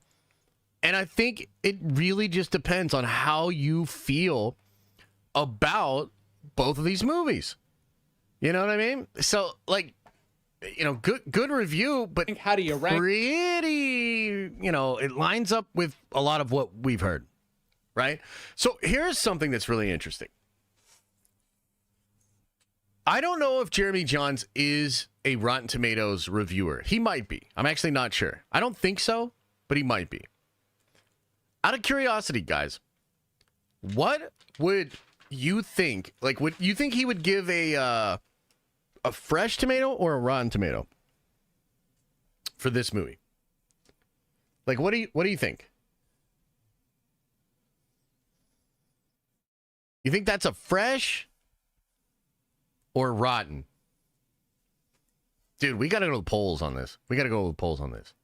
I haven't seen it yet. No, you're misunderstanding the question.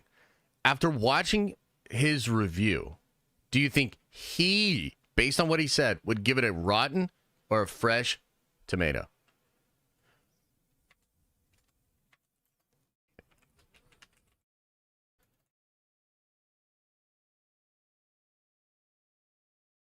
There's something really weird going on with Streamlabs. I got to fix this. Why is this thing doing this? Are you guys hearing this at all? Jimmy, give this movie fresh or... What the fuck is happening here? This is unbelievable, dude. Do you guys hear that at all? I gotta, like, delete this. This is crazy. Okay. Oh, you are hearing that?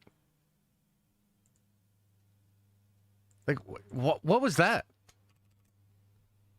Like, what the fuck? You didn't hear anything? Oh, awesome. Thanks, chat. What do you think? Do we live in a simulation? Yeah. 100%. Don't hear anything. Okay, that's great.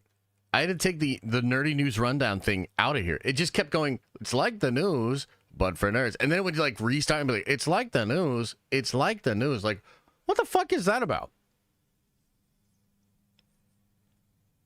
Holy shit.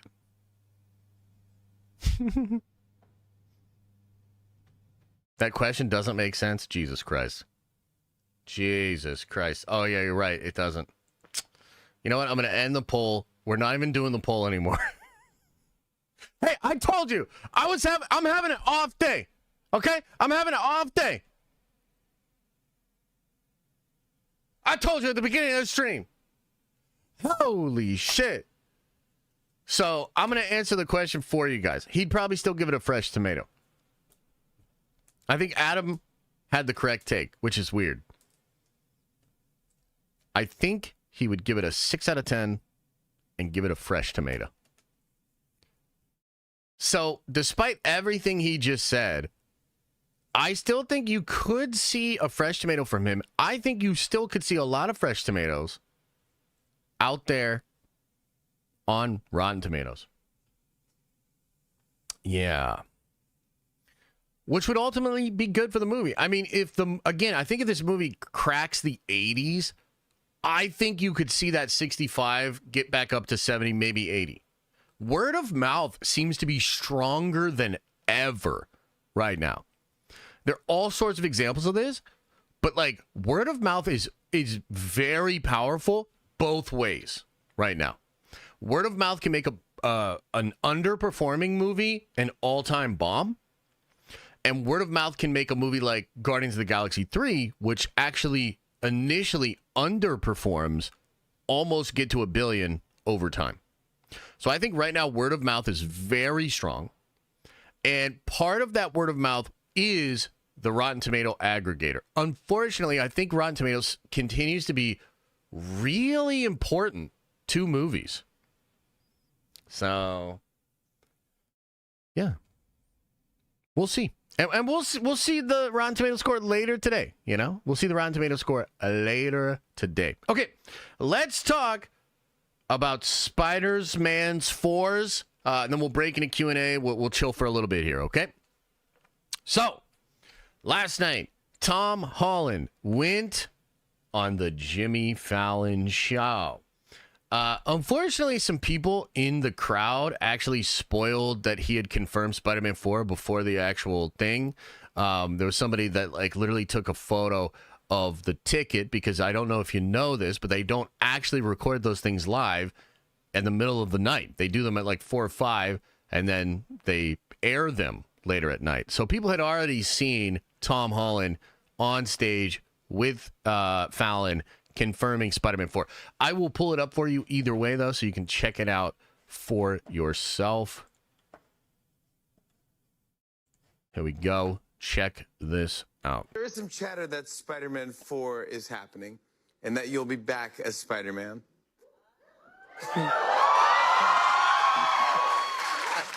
Now we're here. What do you want to know? Now we're here.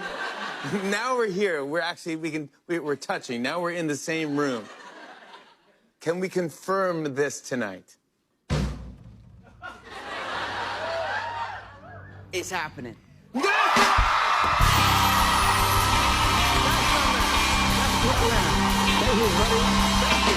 what I'm talking about. Wow! That's what I'm talking about. That's what you can tell. I love this. Yeah, next summer we start shooting. Everything's good to go. We're nearly there. Super exciting. That's fantastic. Yeah, I can't You wait. are so good and so you're perfect for that role. Thank you. You're a good actor. You're also very charming and just Man, this is what happens when Jimmy Fallon drinks non-alcoholic beverages instead of actual booze. This was dry and cringe as hell. Now, having said that, yeah, it's an official announcement from Tom Holland that we're actually going to be getting Spider-Man 4. We all knew that was coming. The only thing really worth noting here is that he indicates that Spider-Man 4 will start shooting next summer. So that's kind of cool. It lines up with some other reports that were out there. Tom Holland, by the way, chat, gonna have one of the busiest years of a person ever. This guy's gonna be filming Avengers Doomsday, which apparently he has a major part of the Doomsday movie. He's gonna be filming Spider-Man 4 in the middle of the summer. Then, late in the year, he's gonna be filming Christopher Nolan's next movie. Okay, so Tom Holland's going to be a very busy cat and essentially probably going to be starring in 3 of the biggest movies in 2026. So Doomsday, the Nolan thing, and then Spider-Man. Now, there's some stuff we need to talk about with regards to actual Spider-Man. This news here lines up with a lot of leaks, but also Tom said just last week that he had read the script and it needed work. Okay. One of the things I wanted to bring to your attention, since we're all super excited about Noel the Symbiote God in Venom 3, right, chat? We're all really excited about that shit, right? We're all excited about that. Just yesterday, My Time to Shine said, it seems like Noel will not be in Spider-Man 4. Now, that made waves. A lot of people brought that up. People were talking to me about it. And then later on, you actually had Alex Perez come out and defend the scoop about Noel. So the reality is, there's now conflicting reports about Noel being in Spider-Man 4. I gotta be honest with you guys, I'm leaning towards Alex. In these situations in the past, Alex has been correct and Shine has been wrong. Alex also has something like a 90% track record, and Shine has like a 67% track record. So if you're just comparing the two, I'd have to believe Alex. In addition to that, Cryptic HD also was the one that came out and said Spider-Man 4's title might be King in Black. And let me tell you something about Cryptic HD. That dude also has an incredibly solid record. Now, he will tell you he's not a scooper, but he obviously has a lot of connections, and he's backing up Alex's report here. So, what is actually going on with Spider-Man 4? I think it is connected to Venom. I think it's possible if Venom bombs, they might strip some of that connectivity away. I actually hope Noel is not in it. Like, I'll be honest with you. I actually don't want Noel to be in the movie. So when I initially saw Shine saying no Noel in Spider-Man 4, I was like, W. Like, that's great. Because, no, you don't want, like, Noel to fit into that whole thing. And then, like, how do you fit Doom into that thing? How do you then do more Noel after the entire multiversal saga? I just really don't like it. But, unfortunately, I actually think he will be a part of it. And I think that's maybe one of the confusing aspects about this movie, and potentially something that Sony and Marvel are working really hard on. This is all connected to everything we just talked about with Venom 3, because I think that movie makes it either a really weird situation for Sony and Marvel, because ultimately Sony is going to want the movie a certain way, and it is a Sony movie. Spider-Man 4 is a Sony movie. Now, Disney and Kevin Feige and Amy Pascal will produce the film, and so obviously Disney will have a big influence on it. But ultimately, like, Sony is the controlling party within that relationship. There's good and bad to this reality. This technically means that Spider-Man 4 could be in trouble, because Sony could be flailing, and especially, like, you know, if Venom fails and et cetera, you could see, like, a lot of stuff in Spider-Man 4 that you don't generally like. And that's, like, a big, big deal, because to me, Doomsday, I would say this. In the next couple of years, the most important comic book movies for Marvel are Fantastic Four, Doomsday, and Spider-Man 4. Those movies need to be great. They need to be great. For this to work, those movies need to be great. Now, the most important one, Doomsday. But I think the second most important one is actually Spider-Man. So, unfortunately, even though Tom says everything's good, a week ago he says the script still needs work. The reports that we've been talking about with regards to Spider-Man 4, they all seem accurate in as far as the timing is concerned.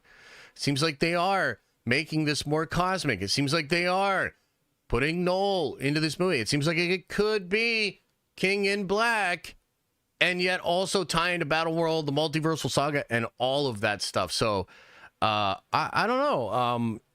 I guess depending on how you feel about Venom 3, depending on how you feel about Noel, and really depending on how you feel about Sony, you could begin to view Spider-Man 4 in kind of a more negative light, which I think is already out there, by the way. Remember that a lot of the scoopers, and it's such a weird time that we live in, but fans, especially the really hardcore fans, they're aware of this. So for over a year, it has been the reality that fans are being told that Marvel Studios wanted it to be grounded and Sony wanted it to be multiversal. Do you understand how bad the perception will be as we go into Spider-Man 4? If it feels like Sony just put a bunch of Sony shit in there? If it just feels like we're ass-pulling to Noel, it doesn't make any goddamn sense how this thing ties in the multiversal saga. All of a sudden, you go from having this incredible Spider-Man franchise, this incredible character, this thing that could really help build up the rest of the Battle World movies and all that sort of stuff, and now it all becomes concerning. It literally all goes back to Venom 3. I can't believe we've arrived here. But basically, like, everybody has to go give Venom. Everybody's got to go see Venom 3. So that's the news. Official Tom Holland says Spider-Man 4 films next summer.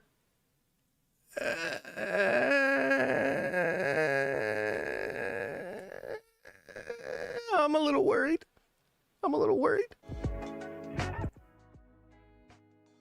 What do you think? Brendan says Tom was also on Good Morning America today and said the Spider-Man 4 is very different from what they've done before. Ooh.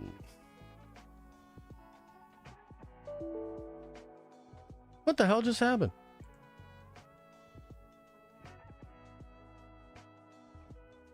What the hell? Do you guys... Am I still streaming? Why am I getting all these error codes? What the hell's happening today?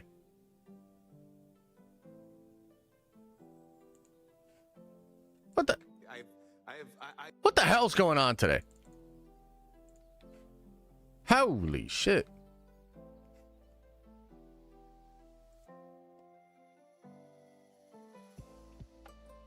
I don't know what's going on, chat.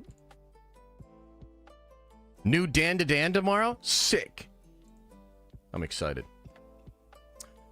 Twitch link to the full video. Should we watch the interview? Oh, man.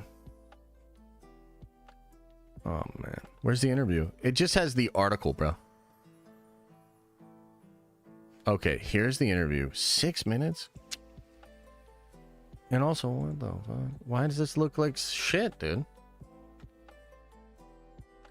Yeah, I'm not gonna watch that Tom Holland interview, sorry. It looks like shit. Like the compression. So this is the real headline. Chris Hemsworth in talks to star in Prince Charming pick from Disney and Paul King. Chris Hemsworth as Prince Charming? Yeah, I could see it. I could see it. I don't know, man. There's something weird going on with the stream today. Wait a minute. What the hell is this? Something weird going on in the stream. I don't understand it. Bro, we watched Dr. Goon for 40 minutes and not a 6-minute video. Yeah, that's true. Yeah. Middle-aged Prince Charming should be a king at this point. Yeah, that's a good point, actually. No, it actually wasn't Justin's link. It was somebody on Twitch that gave me a link. But like, I'm not trying to hear this man talk about Bureau. I don't give a shit about Bureau.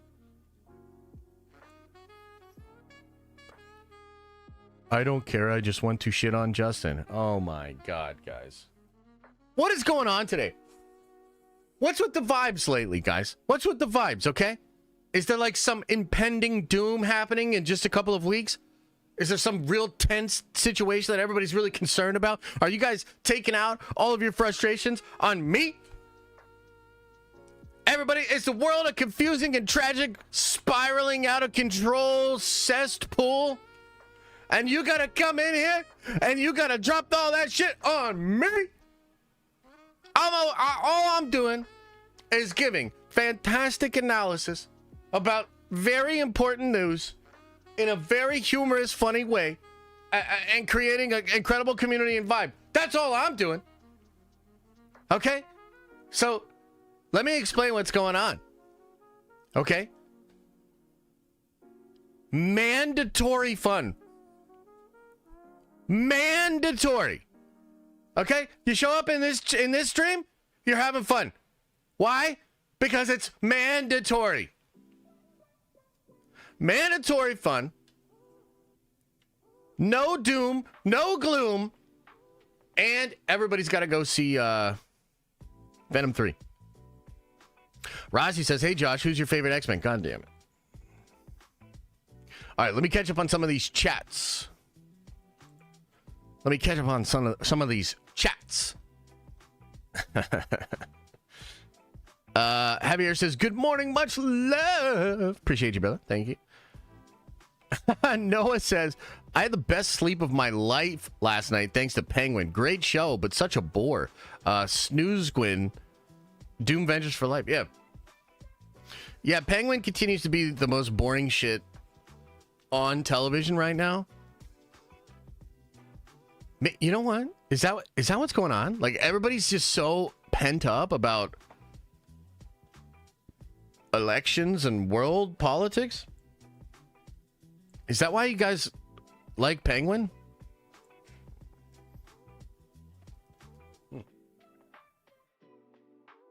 Josh, you usually give fantastic news, but you glazing Venom mid, so today is the exception. What? Liv says, this is so much fun. I don't have a choice. Exactly. Exactly. We got to send you some Bureau, Josh. It's really, really good. You have a horrible take on it. Your mind will be changed once you try it. It's the best beer ever. Trust me. Why would I drink a beer with no alcohol in it?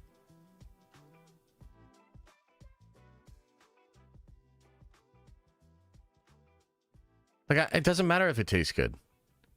Because it doesn't taste better than lemonade.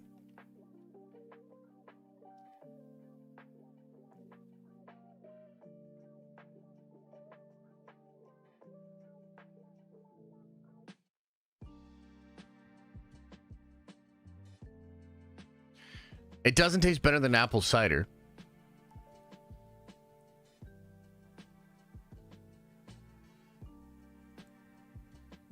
It doesn't taste better than Arnold Palmer. So why would I do that?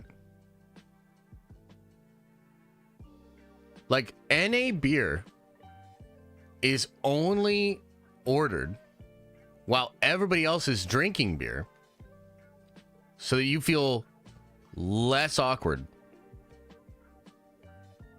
Like, what the hell are we doing here? No.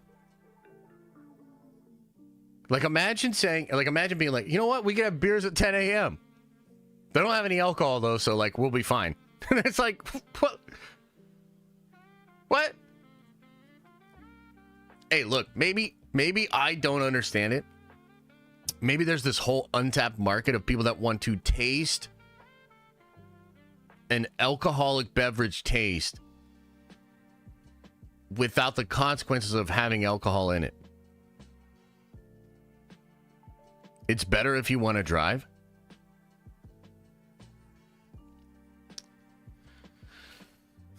All right, anyway. Benjamin Reese says, oh yeah, he's talking about Wesley. No. Coop the comedian, thanks for becoming a member once again. Maverick says, what we do in the shadows possibly killed the popular vampire trend, in my opinion. I don't know about that. I mean, I feel like it would, I don't really know how popular that show is, but it would have to be very popular to add fatigue to the mainstream audience. Dr. Cool says, oh yeah, we got that. Get that blade out of my face, Noah says. There's only ever going to be one blade. I mean, that joke is, they're getting a lot of mileage out of that joke. Maverick says, blade removed, favoring the elements of surprise. Wait, what? Tim O'Brien says, good to be back. Sorry I've been absent the last week or so, Josh. You're the man. Love you and this community. Much love. Nerd Vengers for life. Hey, appreciate you, man. No worries. Life takes us in different directions. Yeah. The Exodus says, post-Secret Wars will be mutants and supernatural. Yeah, maybe both together, right? So here's something interesting.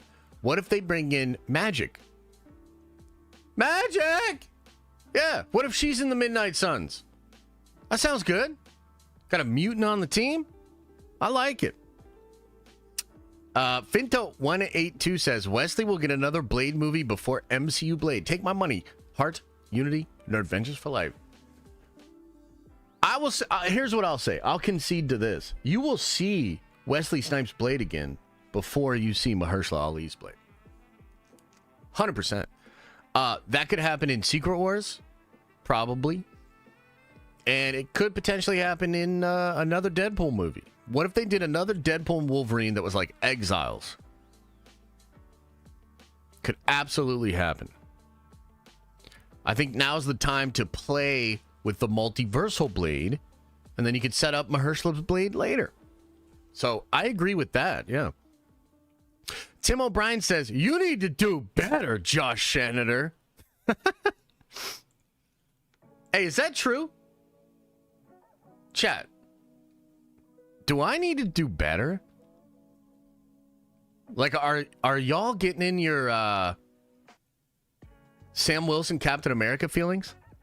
And you're all like, you need to do better, Josh. You think so? Put a 1 into the chat if you agree that I need to do better. At what? Let's make a list? What the hell? What's up? What's up with all these ones? What the hell? Holy shit. Oh my god, I can't believe it. Okay, moving right along. Steve McT says people overreact and have such a lack of understanding of ideas and changes. Don't know how you do this for a living. Give you a lot of credit. $5 vent. Steve McT, quote of the day. Quote of the day. Finally, somebody understands the plight of me. You know, I gotta get in here. You know, I gotta try to explain things to people. Let's just read this chat again. Let's just read this chat again here because I like this chat so much. Can we pin this chat? Can we put this on a t-shirt? Steve McT says, people overreact and have such a lack of understanding of ideas and changes. Don't know how you do this for a living. Give you a lot of credit. $5 vent. Quote of the day. Quote of the day. Wrench City. Oh, yeah, we talked about that one. Leonard says, social media reactions and full reviews have been bizarro world lately. Sounds great at first, and then reviews crap on the movie. I'm worried. Fair. Fair take. Oh, my God, Adam. Holy shit. How long you had that in the barrel?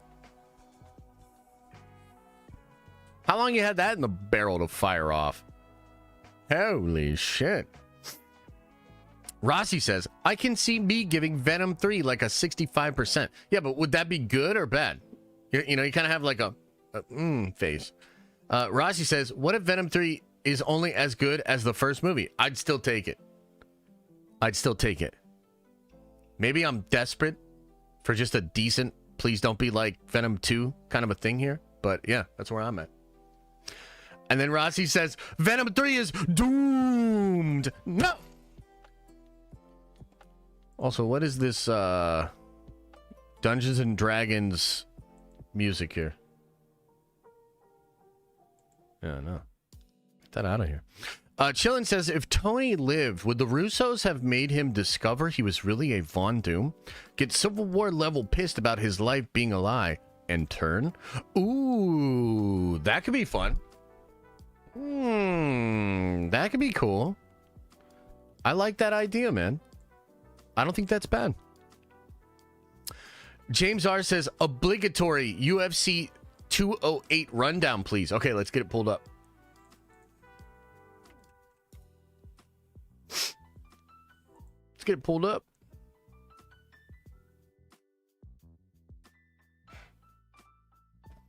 Dun, dun, dun, dun, dun, dun.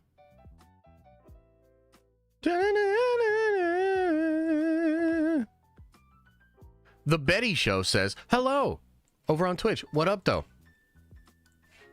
Betty, how you doing? How's your show?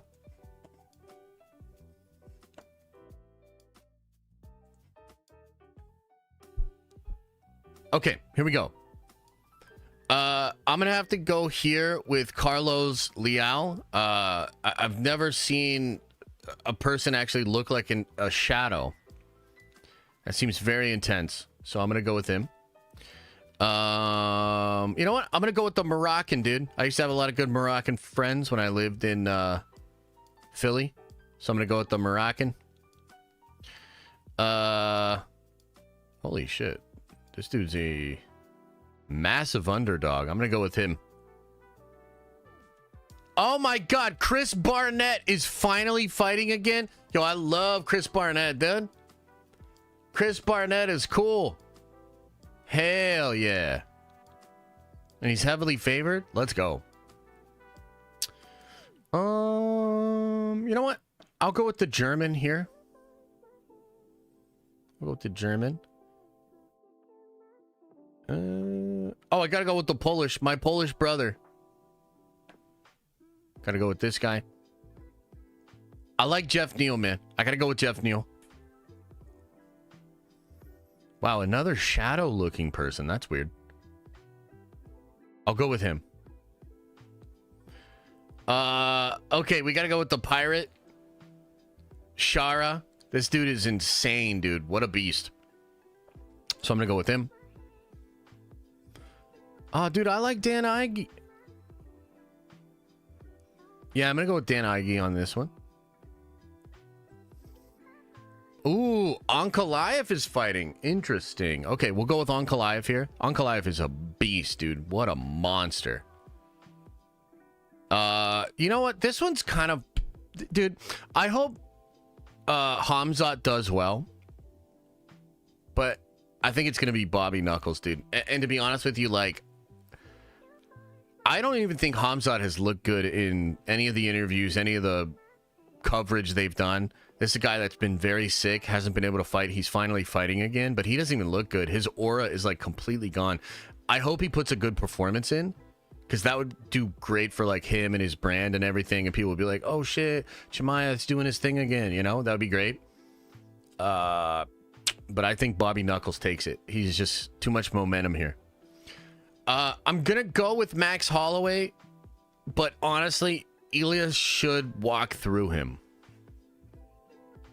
I love Max. I think Max is certainly elevated. The BMF was one of the coolest fights I've ever seen. And I think Max is actually better than ever. But Ilya's like a different kind of animal. And what Ilya did to Volk is still gives me PTSD to this day.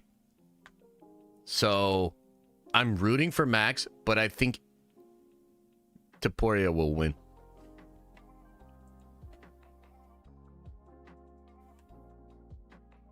Yeah.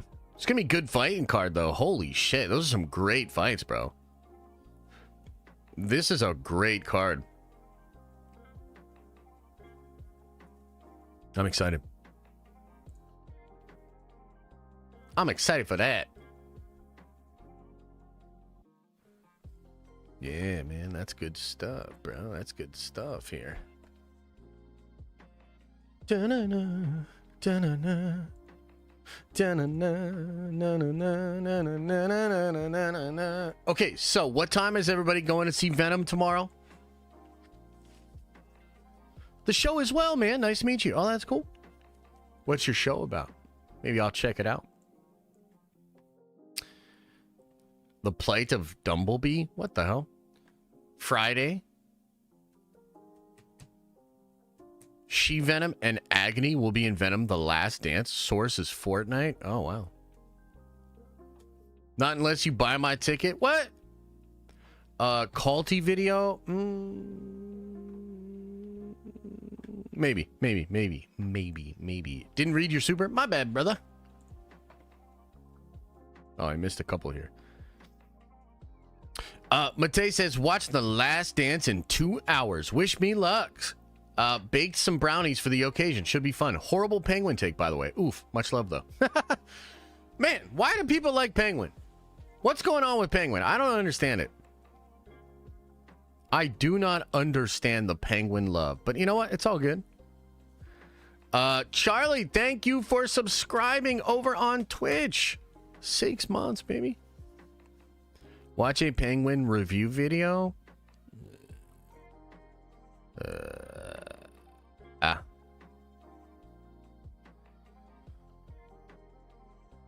Really? Totoro wouldn't do it because of the whole violence against women thing? That's interesting.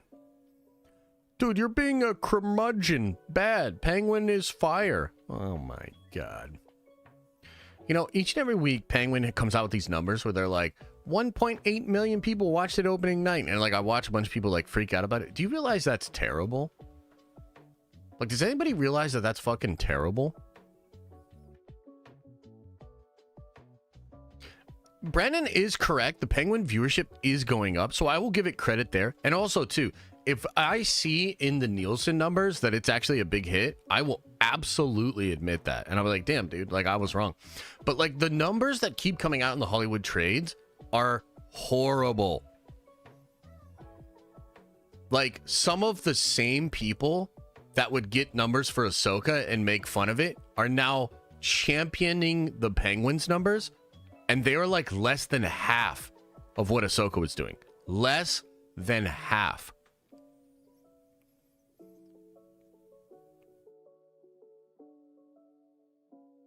Bro, no way you like Agatha. Nah, Agatha's all right. I would say Agatha is pretty mid for me, too. Both shows are pretty mid. I'm gonna be real. Fun fact, people just don't care about comic book shows. Well, The Boys is a very popular show. And to be honest with you, like, I'm like iffy on The Boys. But you gotta admit, The Boys kind of fucking crushes, dude. Like, you look at those Nielsen numbers, and you're like, damn. Like, The Boys is, like... The last season of The Boys, which I thought was pretty mid, dude, it's crushing. Like, you kind of can't deny it. Like, it's fucking crushing. Is The Boys an outlier, though? Is The Boys an outlier?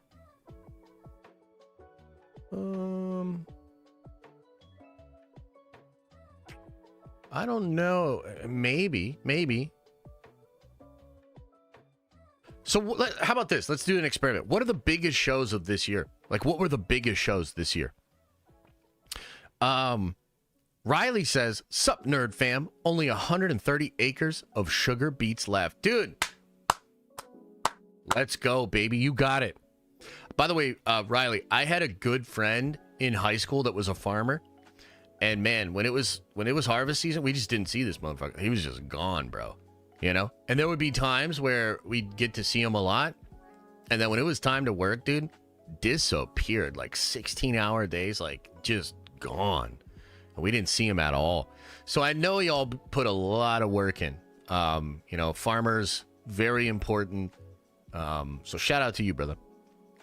C-Dub says, Josh, watch What We Do in the Shadows. Best comedy on TV. Final season premiered last night. It's vampire. It's Always Sunny. That's a great pitch. That's a great pitch. Vampire, Always Sunny. By the way, the actual Always Sunny is actually filming the next season, and that's awesome. That is awesome, man. I'm excited. Rossi says, production value is at the top of our list for issues. Hashtag the acolyte. Production value is the top of our list for issues. Yeah, maybe. And then Noah, thank you for the sticker. Yeah. Is it Taika Waititi? Oh boy. Yo, Josh, when are you gonna watch Venom: The Last Dance? I'm seeing it tomorrow. I think at either 2 or 2:30 or 3. So I'm seeing it tomorrow, and I'm gonna rush home. You know, maybe I'll tweet. Oh wait, no, I won't. Maybe I'll get on the Discord and be like, "Hey, I thought it was cool." And then I'm gonna come right home and I'm gonna record a video about it. So you will see a non-spoilery, at least part of the video will be non-spoilery, review of Venom from me tomorrow night. Yeah, so let's talk about some of the biggest shows. Shogun, we would say, is one of the biggest shows.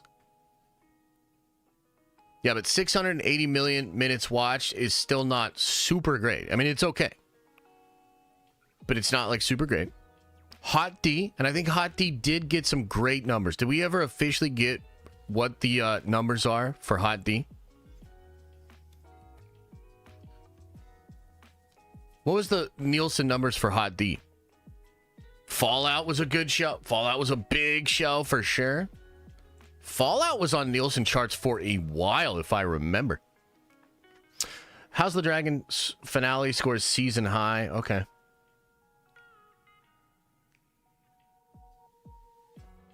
HBO series drew its largest first night audience on the season Sunday with basically 8.9 million viewers across all platforms. Okay.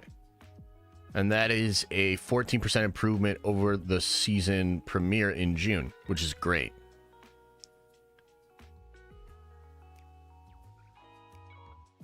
That's a single night, guys. Okay, so, yeah. That's pretty big. That's probably the biggest show of the year. Right?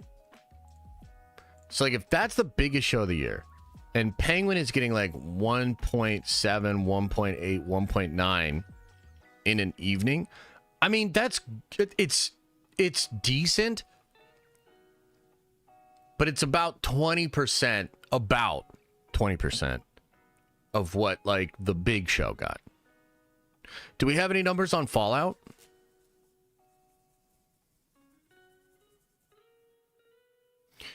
Yeah. Did I see the 3-body problem? Yeah, I liked it a lot. I thought it was cool. Also, what indicates good or great record breaking for TV? I know hitting $1 billion in the box office is for movies. What's the TV equivalent? I mean, I would say being number 1 on Nielsen is probably like, you know, key. So if you're sort of charting number 1, and the other thing that's interesting is, like, at one time they were suggesting that both Rings of Power, all these studios like put the numbers differently. So it's kind of hard to equate it. Right now it's like they're picking the best metric possible to put forward for the show, which is why I like Nielsen numbers so much, because it's at least consistent, right? Like Samba's numbers are like ridiculous. I don't know what to do with Samba. Nielsen, good numbers, consistent. The studios themselves will say weird shit. So like, I think they just said for Rings of Power that 75 million people have interacted with the content. What the fuck does that mean, right? 75 million people have interacted with the content. Like, what does that mean, bro? I think there were times when they were saying 20 million people, or each episode of The Last of Us was doing 20 million views in a week. You know? So it's like, what does that mean?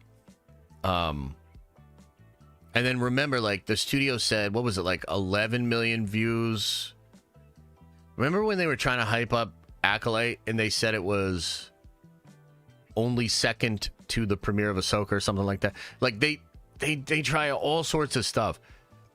But to me, what I would say is, like, if you had a big hit show, the studio themselves would be out there talking about how it's a big hit.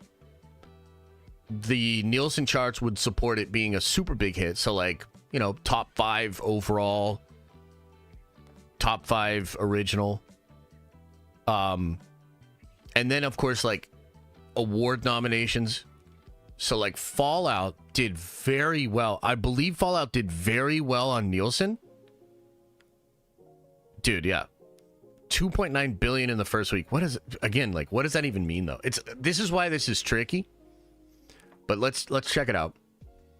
Oh, this is Nielsen. Okay. Nielsen top 10. Fallout debuts at number 1 with 2.9 billion minutes watched. Holy shit. Okay, now let's talk about this for a second, though, because here's why that's still not, like, that's a huge hit. And by the way, you know what's more impressive for Fallout is how long it remained in the Nielsen top 10. The only problem is it was a binge. So you're obviously going to have a lot more minutes if Ahsoka drops 2 episodes, if Penguin drops 2 episodes, which I think, did Penguin drop 2 episodes? I believe it did. Maybe not. Maybe it's just 1. So you have that show coming out with only 1 episode. There's a limit to how much numbers it can do. And it also doesn't have prior seasons. So Stranger Things, when we finally get the next season of Stranger Things is going to fucking pop off, bro. Almost because it has been so long. So you'll have a lot of people watching the season before. You know? You'll have people going back and watching the whole thing. So Stranger Things, when its numbers come out, and I think they're only going to drop like half of the season and then they drop the other half or something like that. So like on Nielsen, dude, it's gonna dominate. It is going to dominate. But I would say it's kind of undeniable that Fallout is a huge show. It got 17 Emmy nominations, premiered with 2.9 billion minutes in a first season. That's massive. Massive. So Fallout's a hit show. House of the Dragon's a hit show. The Boys is a hit show. Can somebody give me some numbers on The Boys? Because The Boys, the reason I know this is because I was doing that Josh thing where I was kind of like, I can't believe this is happening, because I felt like this season of The Boys was the weakest season, right? And I was like checking the numbers to see if that was reflected in the numbers, and unfortunately it wasn't. It was like the opposite. Where like I was like, yo, Adam, dude, you know, we should get Adam on salary over here, you know? I could give you about a quarter a day.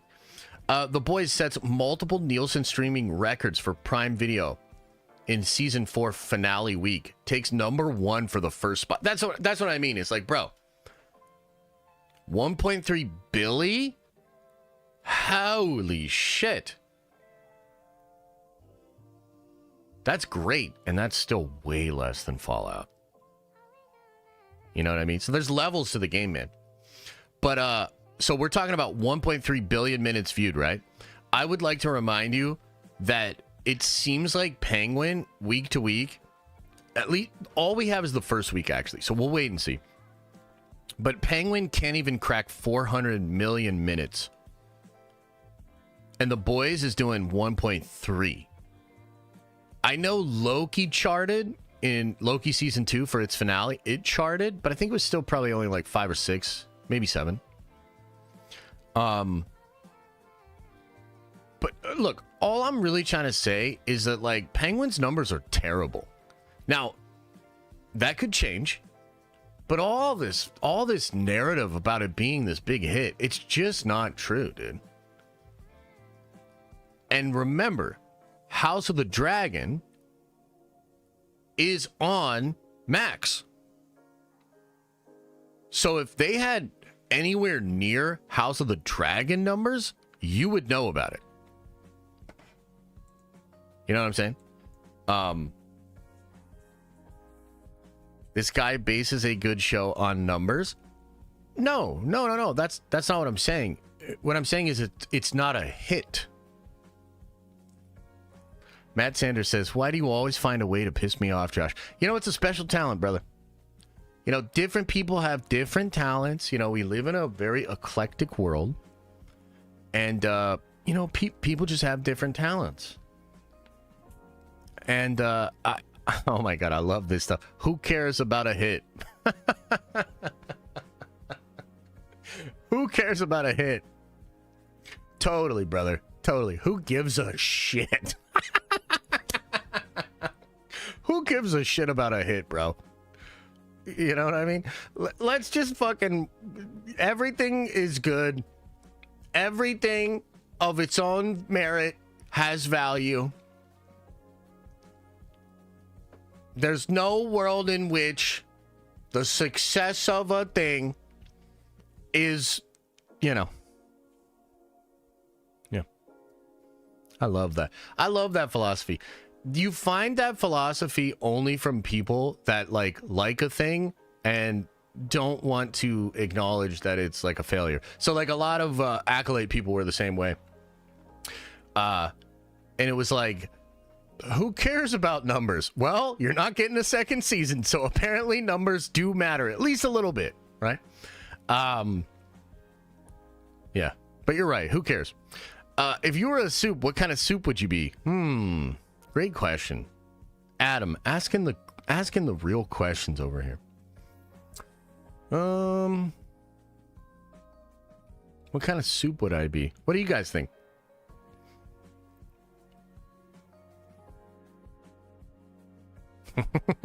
Who cares about a hit? But it's not a failure? Yeah, I mean that's probably fair. It would depend on the budget, right? Because part of the problem with Accolade was like it cost like 300 million and it got less views than like anything. So yeah, I think that's fair. Boston clam chowder. Broccoli cheddar. That makes me feel good. You know what? I want to be broccoli cheddar. I want to be broccoli cheddar soup.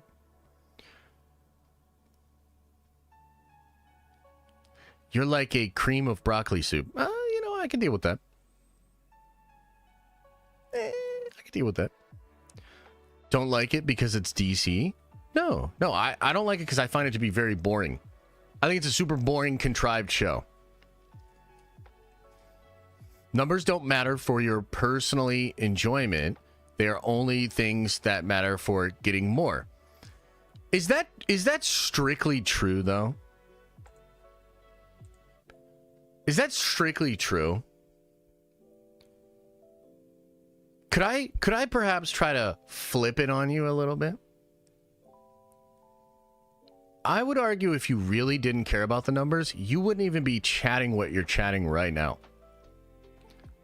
Like, if you really didn't care about the numbers and you just cared about the value and the quality of the show, I don't even think you would be bringing it up right now.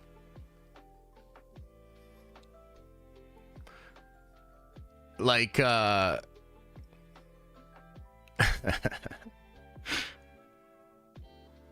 I think it's pretty decent. I think it's a pretty decent counter.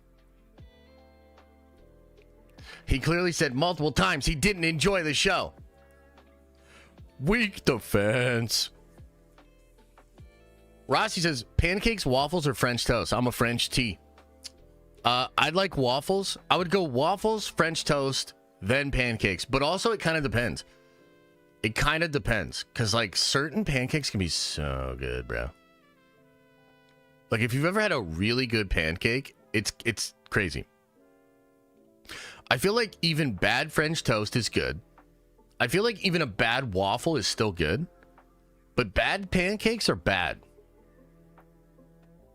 But, like, truly incredible pancakes. Like, have you ever had, like a they do a little, like, lemon meringue kind of a thing?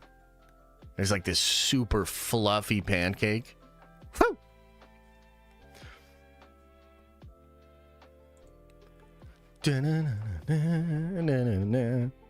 Any thoughts on Tatiana Maslany's comments? What this bitch say? What'd she say now?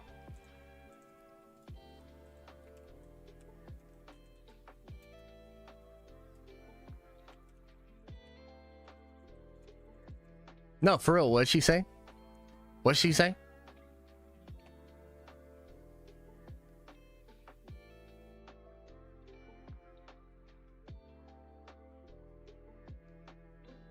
What? I don't see any new comments.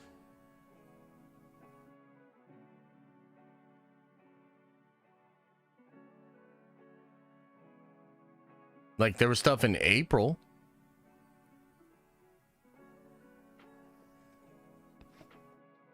Wait a minute. Is this like a Mike Zero thing? This cannot possibly be. Oh, she was on a comedy podcast making light of getting fired from Deadpool and Wolverine. It's a nothing burger?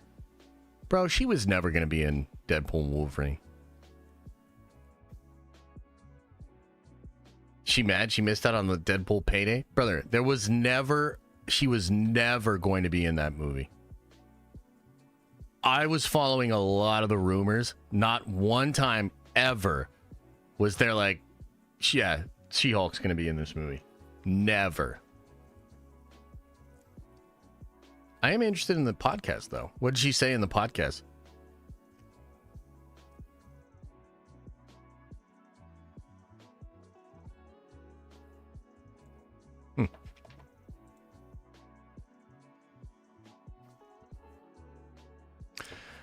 People love Sharknado, Josh. And Sharknado performed pretty well for what it was. She said she loves Bureau. Jesus Christ. Who cares that Marvel Studios canceled Blade? All right, get it out of your system. Daisy Ridley gave an update on the Rey movie and said, it's evolving, and we should get an update soon. I think you missed the full quote. The full quote was, it's evolving in reverse. I think is what she said. Your Disney glaze is always wild to me. What? Where's the Disney glaze? No matter how shit they Marvel show or movie, you'll say it's great, but anything else not Disney is bad. Wow. You must be new here, brother. You must be new here. Daisy said she was even aware of the announcement only minutes before going on stage. What? I mean, I don't... What? So she just randomly showed up? She's backstage. She has no idea what's going on. Come on, man. Come on, man. You have Marvel glaze? Do I have Marvel glaze? Or is Marvel objectively the greatest franchise of the last 50 years and has done more for both the movie industry, pop culture, and content creators than any other studio in the history of studios? Do I have Marvel glaze? Or is the Marvel Cinematic Universe a $30+ billion grossing franchise, exceeding any other franchise in film history? And even at its lowest point, still more profitable and bigger than anything that's ever come before. Do I have Marvel glaze? Or is Kevin Feige the greatest producer of all time with numerous movies on the top 10 of all grossing time movies of all time for the times? How many of them were produced by Kevin Feige?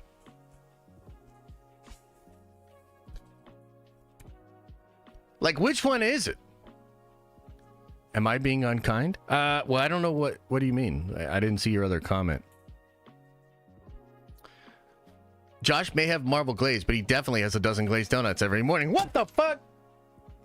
I haven't had a glazed donut in... How long have we been streaming? I haven't had a glazed donut in 2 hours and 12 minutes, I'll have you know. We called them out for their low point. What do DC heads want from us? Yeah, for sure.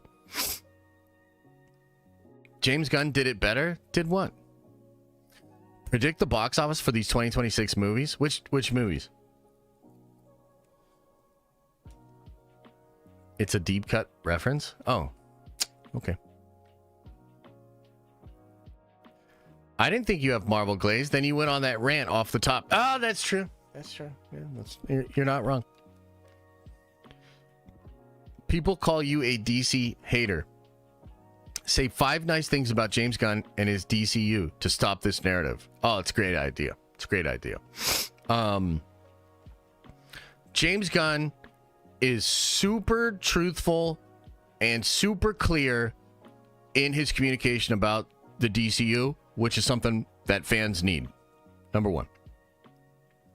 Number 2, James Gunn has a very clear idea of what the canon is, what was canon before, and what is canon now. And that's really important. Number 2. Number 3, James Gunn is finding the right talent out there to do the project's justice and not just giving himself the writing and directing jobs of movies that he has no business doing, which shows the ability to look past ego and to make the right decisions as a president. That's number 3. Number 4, James treated the last couple of years with very light touch and allowed for fans to be focused on the actual projects that were coming out and not destroy the hype around them by prematurely talking about a 10-year plan. That's number 4. Number 5, Gunn did not get into petty fights with journalists, scoopers, and content creators. And so what he has done is allowed all of the DCU news to come out and just be what it is without any kind of tactic or angle from these other people, because they're not scorned in any way, shape, or form. So that's 5 great things about James Gunn. There you go.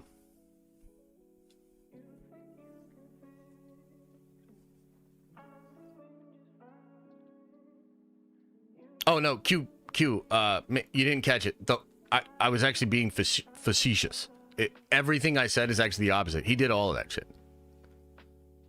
He did all of that shit, and he has the nerve to wake up every day, look at himself in the mirror, And spike that fucking white hair? Unbelievable.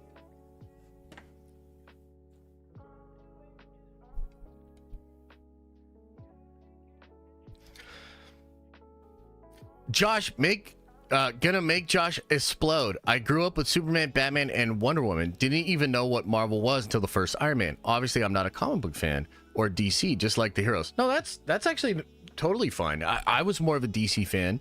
In the 90s, I was really into like the Justice League, and the Grant Morrison Justice League was so cool. So yeah.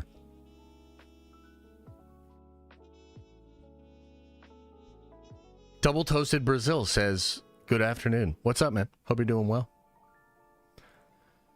Wawa Marvel says Venom 3 isn't good. Listen to the reviews. Popcorn, better than the first, or better than the second. Ignore the plot holes. That sounds like a good movie. And they say good action scene near the end?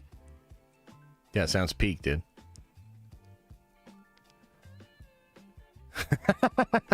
DC fans don't know what that means. They think you're being serious. Oh, yeah, sorry. Pierogi or Chinese dumplings? Pierogies. 100%. Conversing with James Gunn defenders is like chatting with a brick wall. Yeah, a little bit.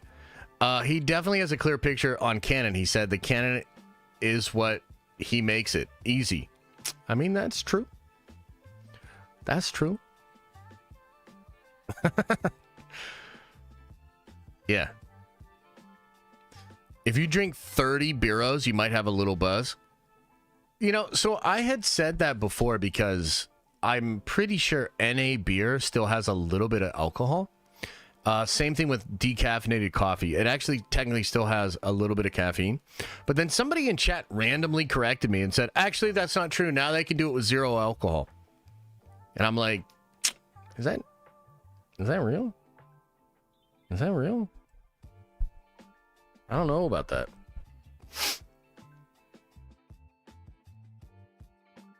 Yeah, I'm pretty sure you can't extract all the alcohol out.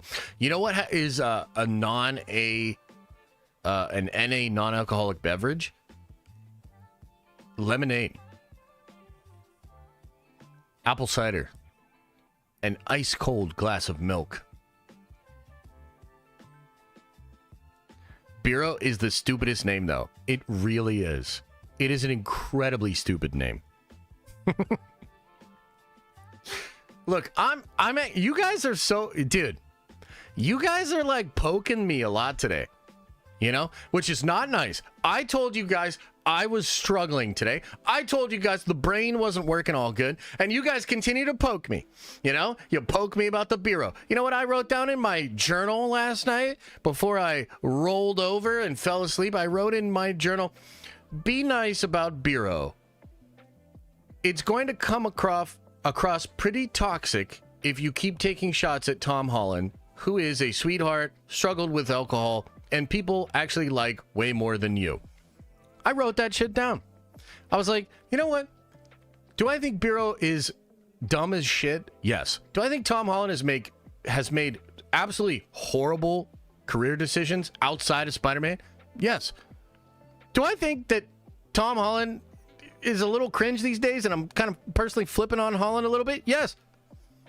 But don't tell your audience about it, Josh. Don't tell your audience about it because they like Tom Holland. Tom Holland is way more liked than I am. And yet, you guys just had to poke. Oh, Biro. And now I look like a jerk, which technically I am. But we're trying to create a difference of image here. You know what I mean? Like, I'd like you guys to believe, you know, that Josh, he's pretty snarky, he's pretty funny. But you know what? He probably wishes well.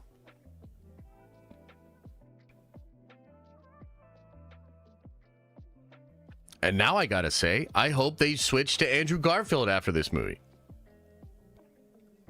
I hope Andrew Garfield is the new Spider-Man in the MCU.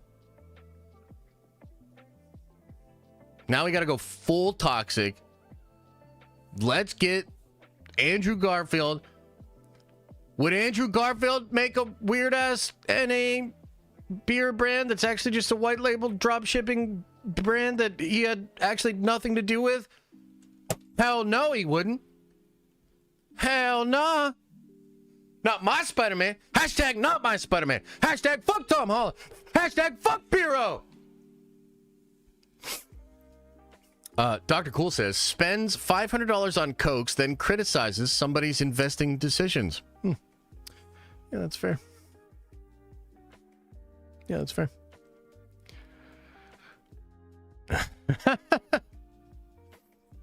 Bureau and Ranch coming for you? Oh, God. L take? Yeah, I know it's an L take, Adam. That's why I wrote in my journal, don't make this take. I know it's an L take. Okay? Some takes, you just know, are losing takes. So I should have just left it in the journal. You know? I got to be better about boilerplating you guys.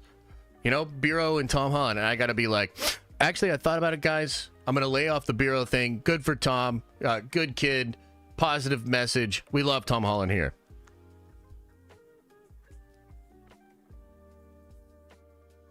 In fact, let's write that down. Somebody ask me a Bureau question.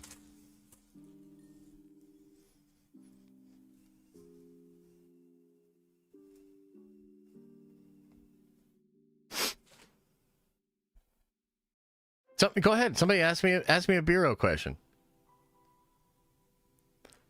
What flavor Bureau do you want sent to your P.O. box, Josh? You know, Adam, I've thought a lot about this Bureau situation, and you know what? I'm going to try to keep an open mind. Whatever flavors Tom Holland has come up with, I'm sure they're clever and interesting. He clearly has good taste. Zendaya. So I'm all about it. Whatever they decide to do, I'm going to give it a try.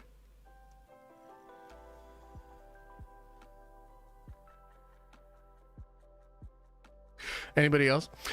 Tim O'Brien says, Josh, are you a closet ranch enjoyer? No.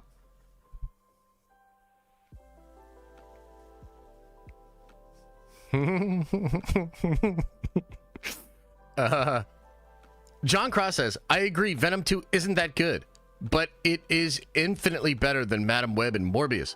So we have to take the W's while they are there, right? Oh, I agree, brother. I agree. No, I actually think that's a good take. Look, I'm genuinely excited for Venom 3. If the Rotten Tomatoes are terrible today, will that excitement dwindle? Yes. I'm a victim of the moment. You know, I'm on the edge of glory. So, yeah. Okay, I'm over here now so I don't get ignored. Wait, what? Hang on. Jared says, oh, cream of mushroom. New Ultimate Spider-Man. Radiant Black. Rogue Sun.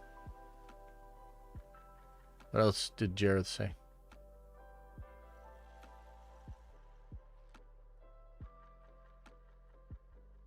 I like magic. Oh, hell yeah. Rossi says the guy from Reacher should be MCU Eddie / Venom. I mean, that would be cool. He'd be good Eddie Brock for sure. Did you just sing some from a Lady Gaga song? I thought that was Katy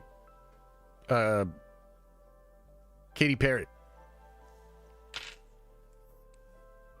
Box Office Pro out for Venom 3. What the hell is a Box Office Pro?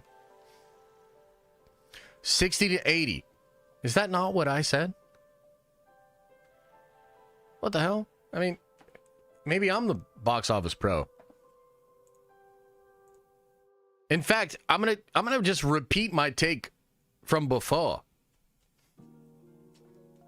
Maybe you'll pay attention this time, Adam. Why don't you crack a Bureau and shut the fuck up? Okay, listen. If the Rotten Tomatoes score is between 70 and 80, The Weeknd will be close to 80 million domestic, 160, 170 worldwide. If the Rotten Tomatoes score is lower than 60, you're looking at a 60 or lower, 150 or lower. There you go. I'd rather watch Venom 2 any day over mediocre MCU shit. That is a wild take, double toasted Brazil. But I will tell you this. You know, we are a very positive, accepting community over here. So I acknowledge you and your own beliefs. And I say, good for you. Good for you. My theaters are empty. I checked multiple days and times. So you got plenty of time to go. Pick a time and go. Josh, Clayface is going to be in Creature Commandos, so I think they aren't gonna do it.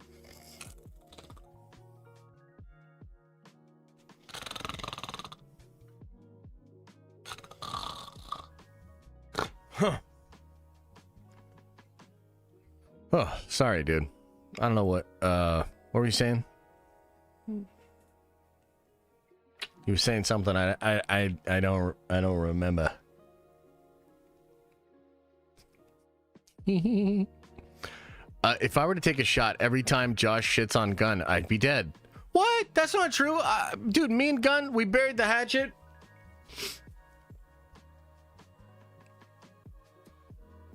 Let's watch Calty's new Doomsday video. Should we?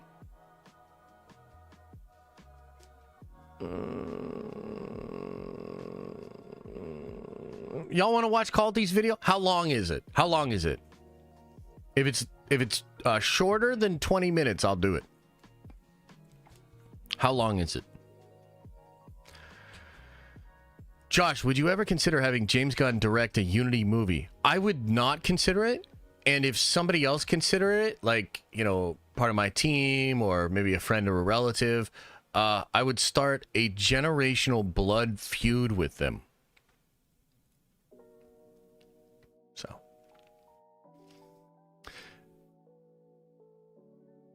Does he get the views for all of us? Do you know what? That is an offhanded comment, but I gotta tell you, I think that's brilliant. I think that's brilliant. Dude, what if that actually fixed the reaction content problem? Because, like, I wouldn't have a problem with that, right? So, like, what if, for instance, this stream watched Calty's video and there was a way to link to it so that he actually got the views for it? Wow, that would be so cool.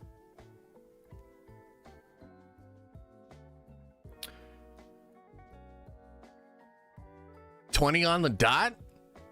30 bureau minutes? Oh, God. Kingston Golden Pilsa, European Pills, Hill Hazy IPA. Wait, he made an IPA that's NA? I mean, okay, sure. New England style, tropical, refreshing, hoppy beer, noon wheat classic. I like wheat beer. Cloudy wheat beer with a citrus fruit. I would say the cloudy wheat beer with a citrus fruit flavor sounds good.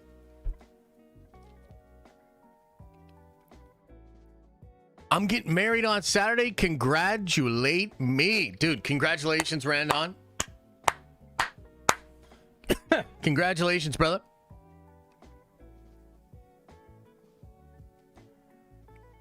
Shout out to Randon Loomer. Getting married, man. Yeah, have a bureau on me. Vince Barter, what's up, man? You missed all the fun. Captain Britain is Psylocke's brother. Betsy Braddock steals a female Asian body in the newer comics, so they may get a half Asian actor for Brian Braddock. All right. Bureau has less than 0.5% alcohol. That's crazy. How much of that beer would an alcoholic have to drink to catch a slight buzz, and yet everybody would still think that they're being good because they're drinking NA beer? That's the real question. 30?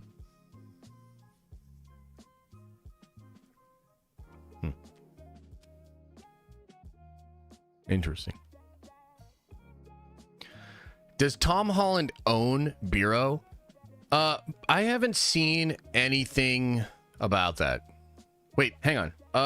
You know what? Actually, I don't. There's a lot I don't know about Bureau, but I think it's a really positive thing that Tom is doing. I think it's really cool that his own struggles with alcohol have brought him to a place where he wanted to create this brand. Even though it doesn't necessarily appeal to me because I like booze, I've become very open-minded about this idea. So good for Tom. Everybody likes Tom Holland.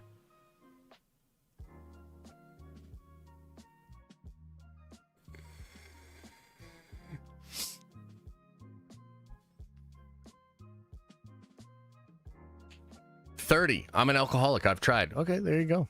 For science, brother. Hi, Josh. Do you know when X-Men 97 Wave 3 is coming out, please? I do not. I do not. What the hell is this bullshit? We're back with Tom Holland. Oh, fuck. Jesus. Okay, let's watch this, and then we're going to end the stream, okay?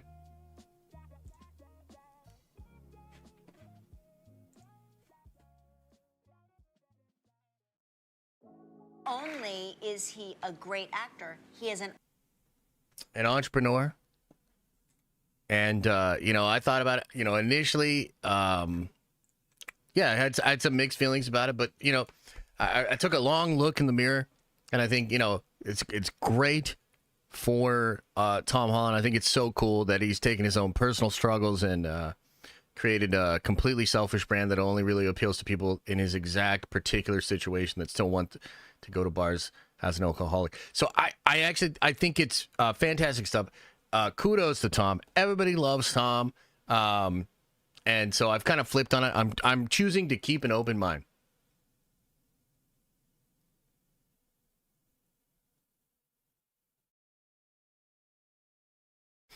Okay.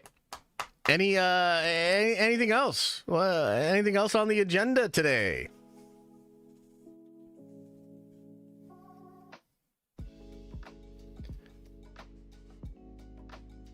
Vandolph the Black with a 10 spot says, I think Gunn suffers from this indie 90s feel like super all over again. These Miramax Blumhouse ideas differ from the myths that Josh and Xbox Live discussed. They're really just boring. This isn't DC. It's hard to make that judgment until we see the movie. We really don't know. Now, I would say a lot of Gunn's work does fall in that category, which is essentially why I thought he was such a bad fit for Superman. It's almost like Gunn has to strip away a lot of his own sensibilities to do Superman right.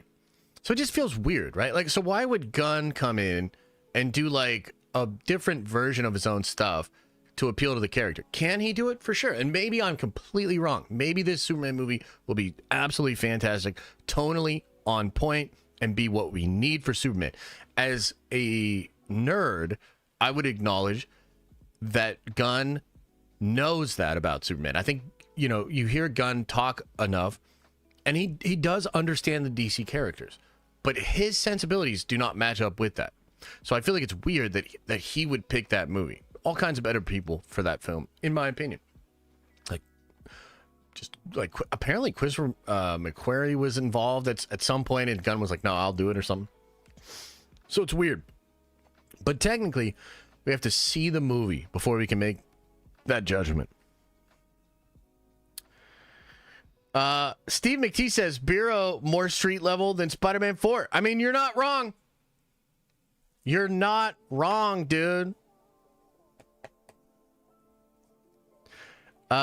Dr. D's Pop-Tart says, how much of this goobly gook do I drink or eat to counteract symptoms today, Jarvis? Josh, do you like turtles? I'm pretty... I don't have really strong feelings about turtles.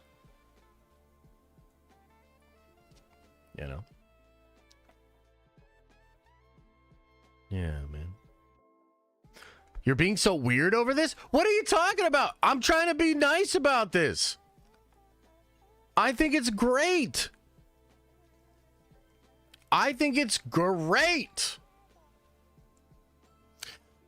Josh loves ranch. No, I don't. No. Guardians of the Galaxy was good. DC threw money at Gunn to get inside info on Marvel Studios. I've heard that theory before.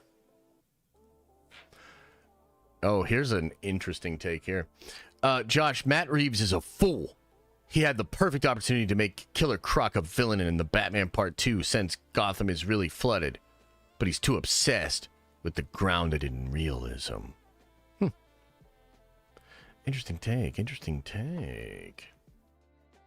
Everyone loves a good mouthfeel. I mean, you're not wrong. You're not wrong.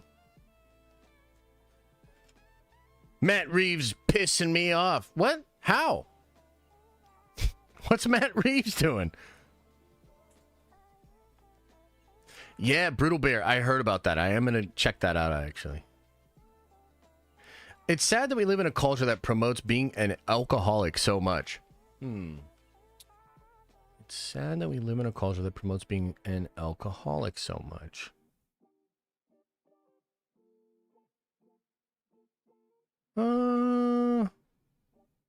Yeah, I don't know if I feel the same way. I think there's definitely a lot of weird stuff in culture. You know, and I think,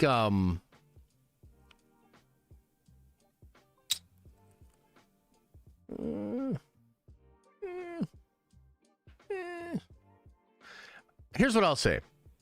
Josh is promoting it? What am I promoting? What am I promoting? I don't understand. Will Doom have a cameo in a post-credit scene in Doomsday? I don't know if there'll be a post-credit scene with Doom in it. I guess we'll have to wait and see.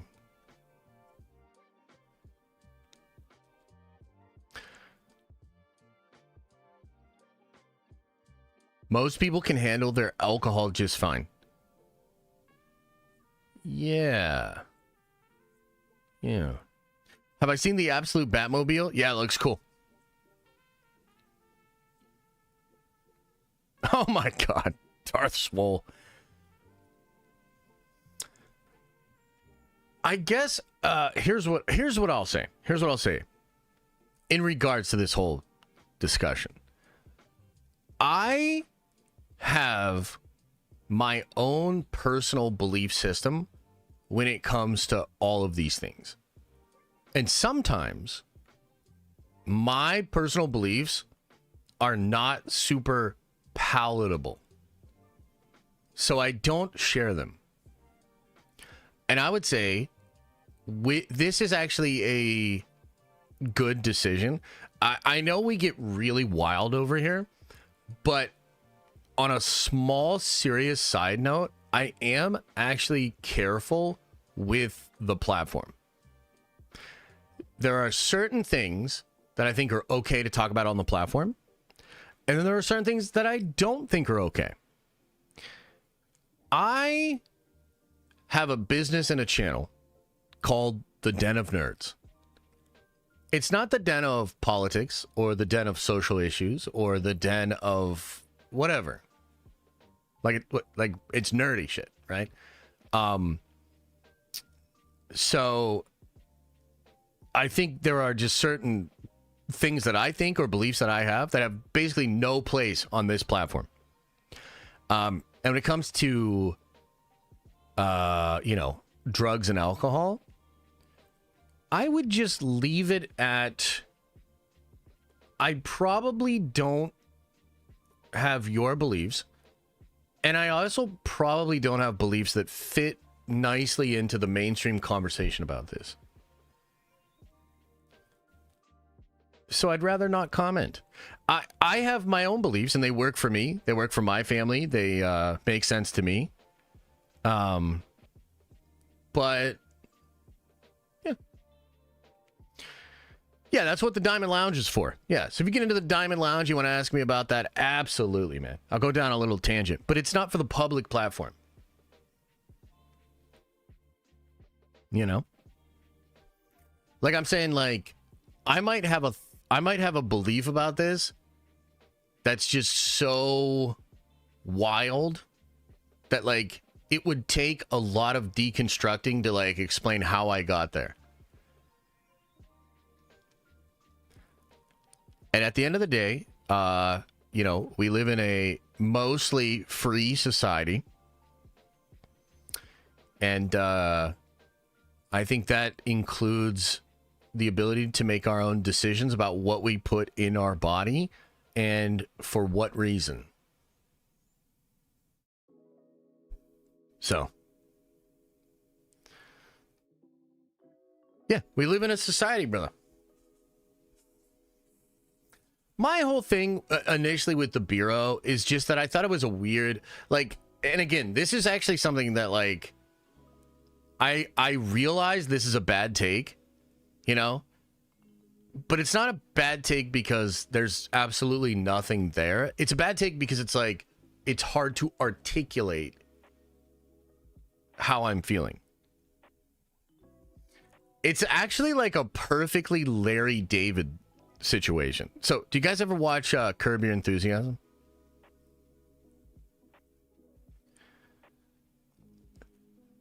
There are often, this is what I love about Larry David's writing, is he takes a lot of unspoken societal rules and he deconstructs them. And he deconstructs them through a humorous lens, which is always, you know, it takes the edge off of the thing, right? The idea of using your own personal experience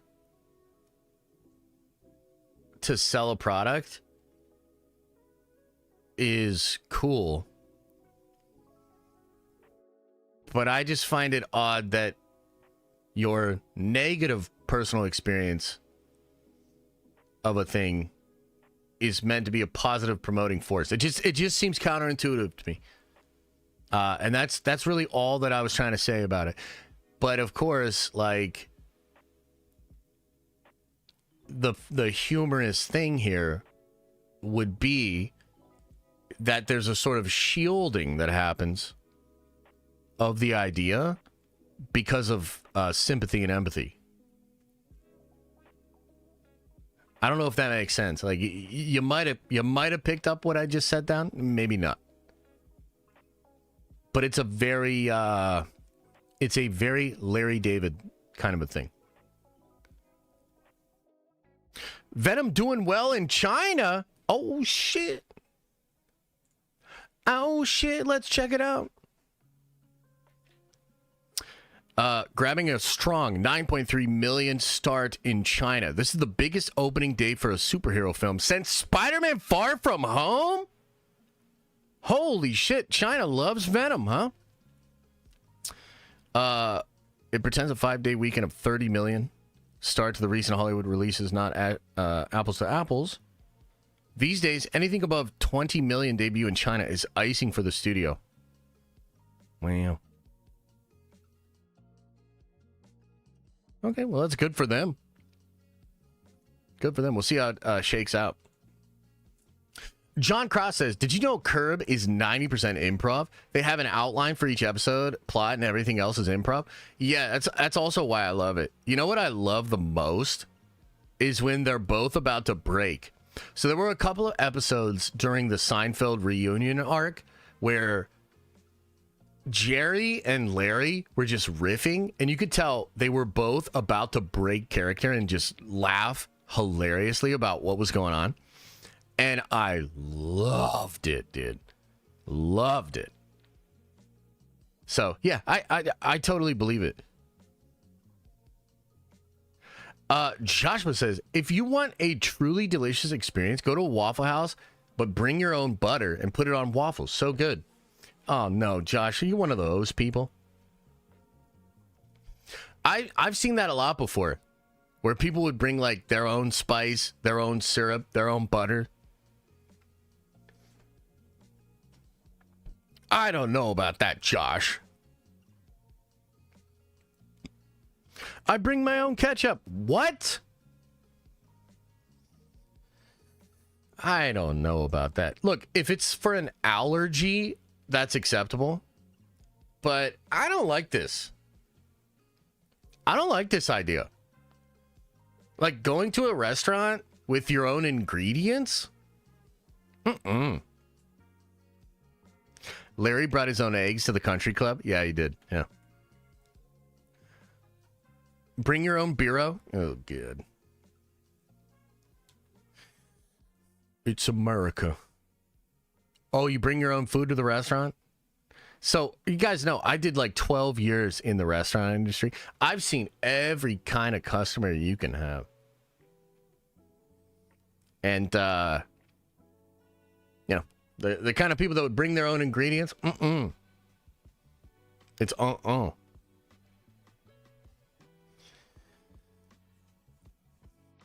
Yeah. Ooh, tell us some interesting stories. Let me think. Let me try to think of, like, one of my craziest restaurant stories.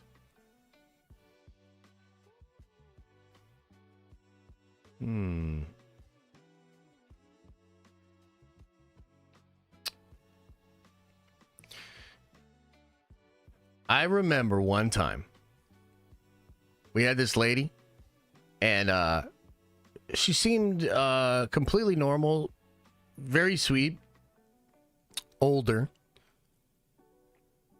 and she ordered like one of the most expensive items on the menu. Okay. And so I'm thinking like, cha-ching, right? I come out, I bring her the dish, and it's like one of my favorite dishes, dude. It was great. And then she didn't like it. She didn't like it. Okay? She wanted to try something else. She tries another incredibly expensive dish. And this time we have the expensive dish, and we know what she didn't like about the first dish. What was the dish? I don't really remember. It might have been like a lobster carbonara. Something like that. So anyway, second dish comes out. She doesn't like it. And she wants to try something else. So then she tries another incredibly expensive dish. And we come over. And she doesn't like it. Okay.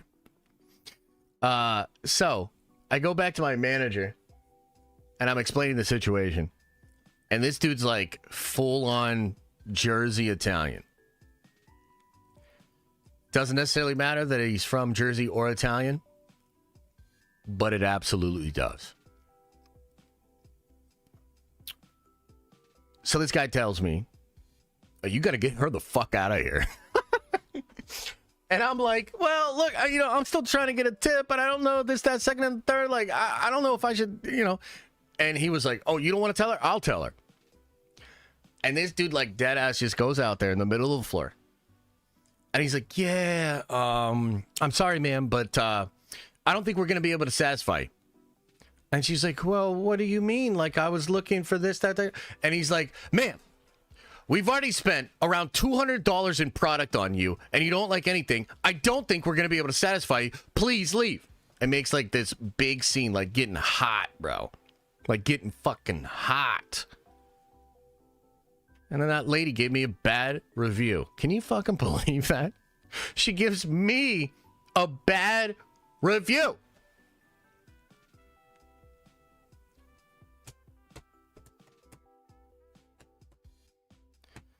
Unbelievable.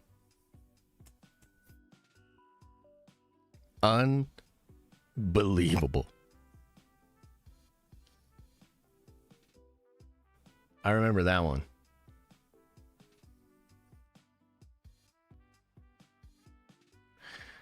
Do y'all know Fetty Wap?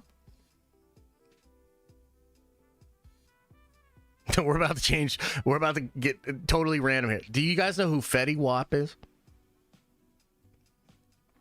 Anybody? Fetty Wap? Yeah, everybody's like, who? So he was in our restaurant one day. I worked at a really, like, it was a really good restaurant. And I remember we our manager was like trying to shut down the drinking.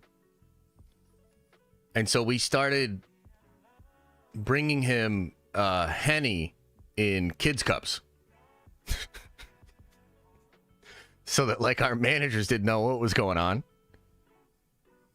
And then we ended up giving them a bunch of Henny in to-go cups to go. Because it's like, look, from the server's perspective, like you have to understand, we want to satisfy, our boss is really the customer. You know what I mean? Like, I got to be honest, I don't give a shit. I'd give you free food. I'd give you free booze. Now, obviously, you can't do it so much that you're going to get in trouble and get fired, right? You don't want to rock the boat. But it's the customer that's giving you the tip. Okay? So when fucking Fetty Wap comes in, like 20 deep, with all these bags, like Louis Vuitton bags and all that sort of shit, like, I'm sorry. Like, this dude's getting all the Henny he wants. Literally. So that was an interesting evening. I remember George Foreman came into the restaurant. That was cool, but he's like super chill. There was nothing really crazy there.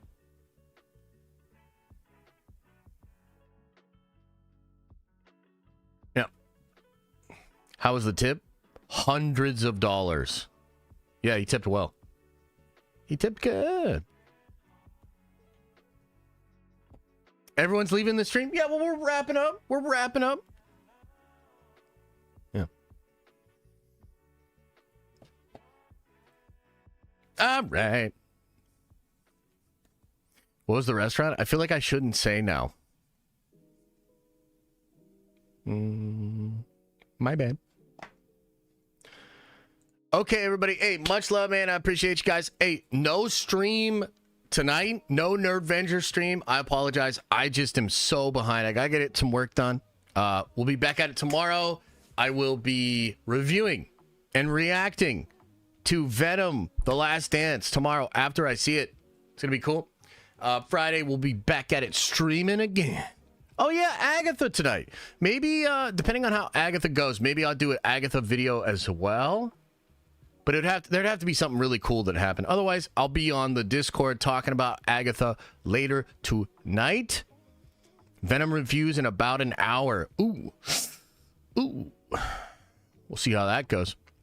I appreciate you guys. Thank you so much for being here. Thank you for your time, attention. Thank you for the subscribes, the memberships, the member chats, the chats, all of it. I appreciate you. Thank you. And as I always say, I hope you are having an awesome and a nerdy day. And I'll see you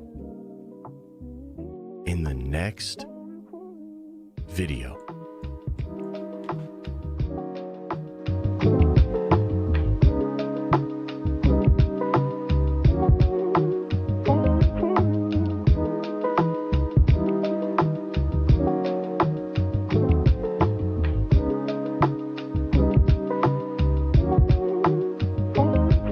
Okay, hang on, though. I just saw Vincent's question. Vincent, I'm sorry. If you could pick 7 heroes that would be good role models and idols to look up to, who would they be? I'm interested in doing a video essay on the topic, mostly fictional characters. Oh, boy. You hit me with a really complicated question right at the end of the stream. Let's go Spider-Man. Superman.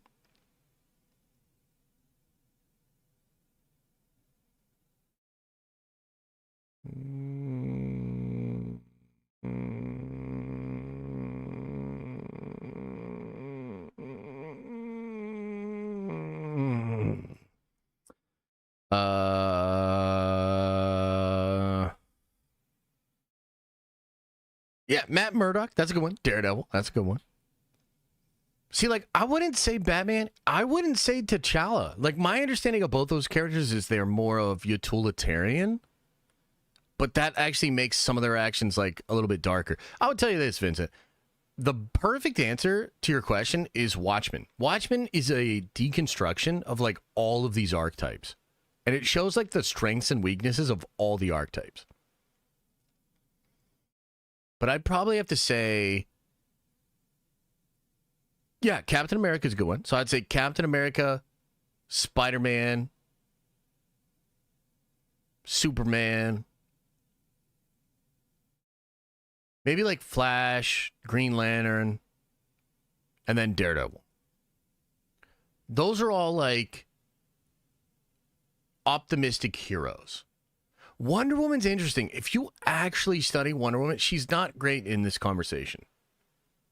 Like, Wonder Woman's great. And there are times when she's more like that, but there are times when Wonder Woman is vicious. So I don't know if she actually is as heroic as we would like to think. Yeah. No, I mean, one of the main things about Wonder Woman is like she'll kill a motherfucker, right? So like we just talked about this the other week when we read that whole thing with Zack Snyder and that whole big DC thing. So like throughout Wonder Woman's history, she kills more explicitly than the other heroes.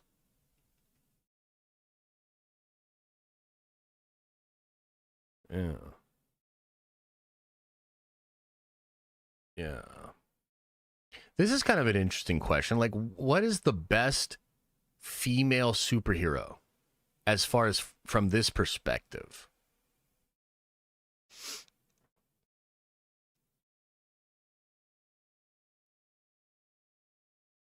Well, it damn sure ain't She-Hulk. Okay, I'll see y'all later.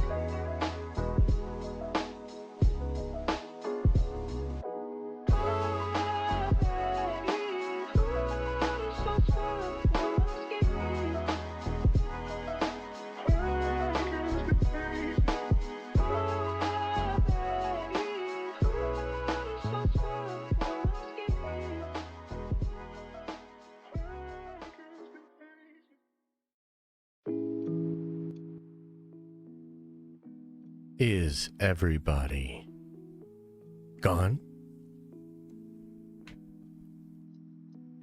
Did everybody leave?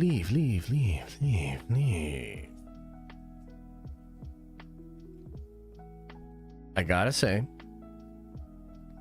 it is a miracle that we made it out of this one without getting canceled, because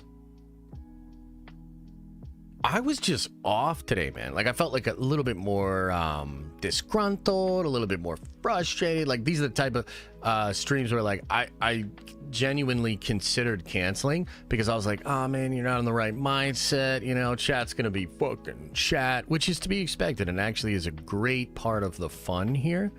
But I was in a mindset of like, bro, don't you do it, Josh. Don't take it too far. Don't go from being kind of funny to being way too toxic. And I actually think we did a great job today. So thank you. Hell yeah. Thank you very much. You can still get canceled if you give us your take on the current politics. Okay, here we go. Ready? Current takes on the politics. Here we go. I'm gonna talk about politics. Open up your third eye, watch your butthole. I ain't saying shit about that shit, man. Fuck all that shit.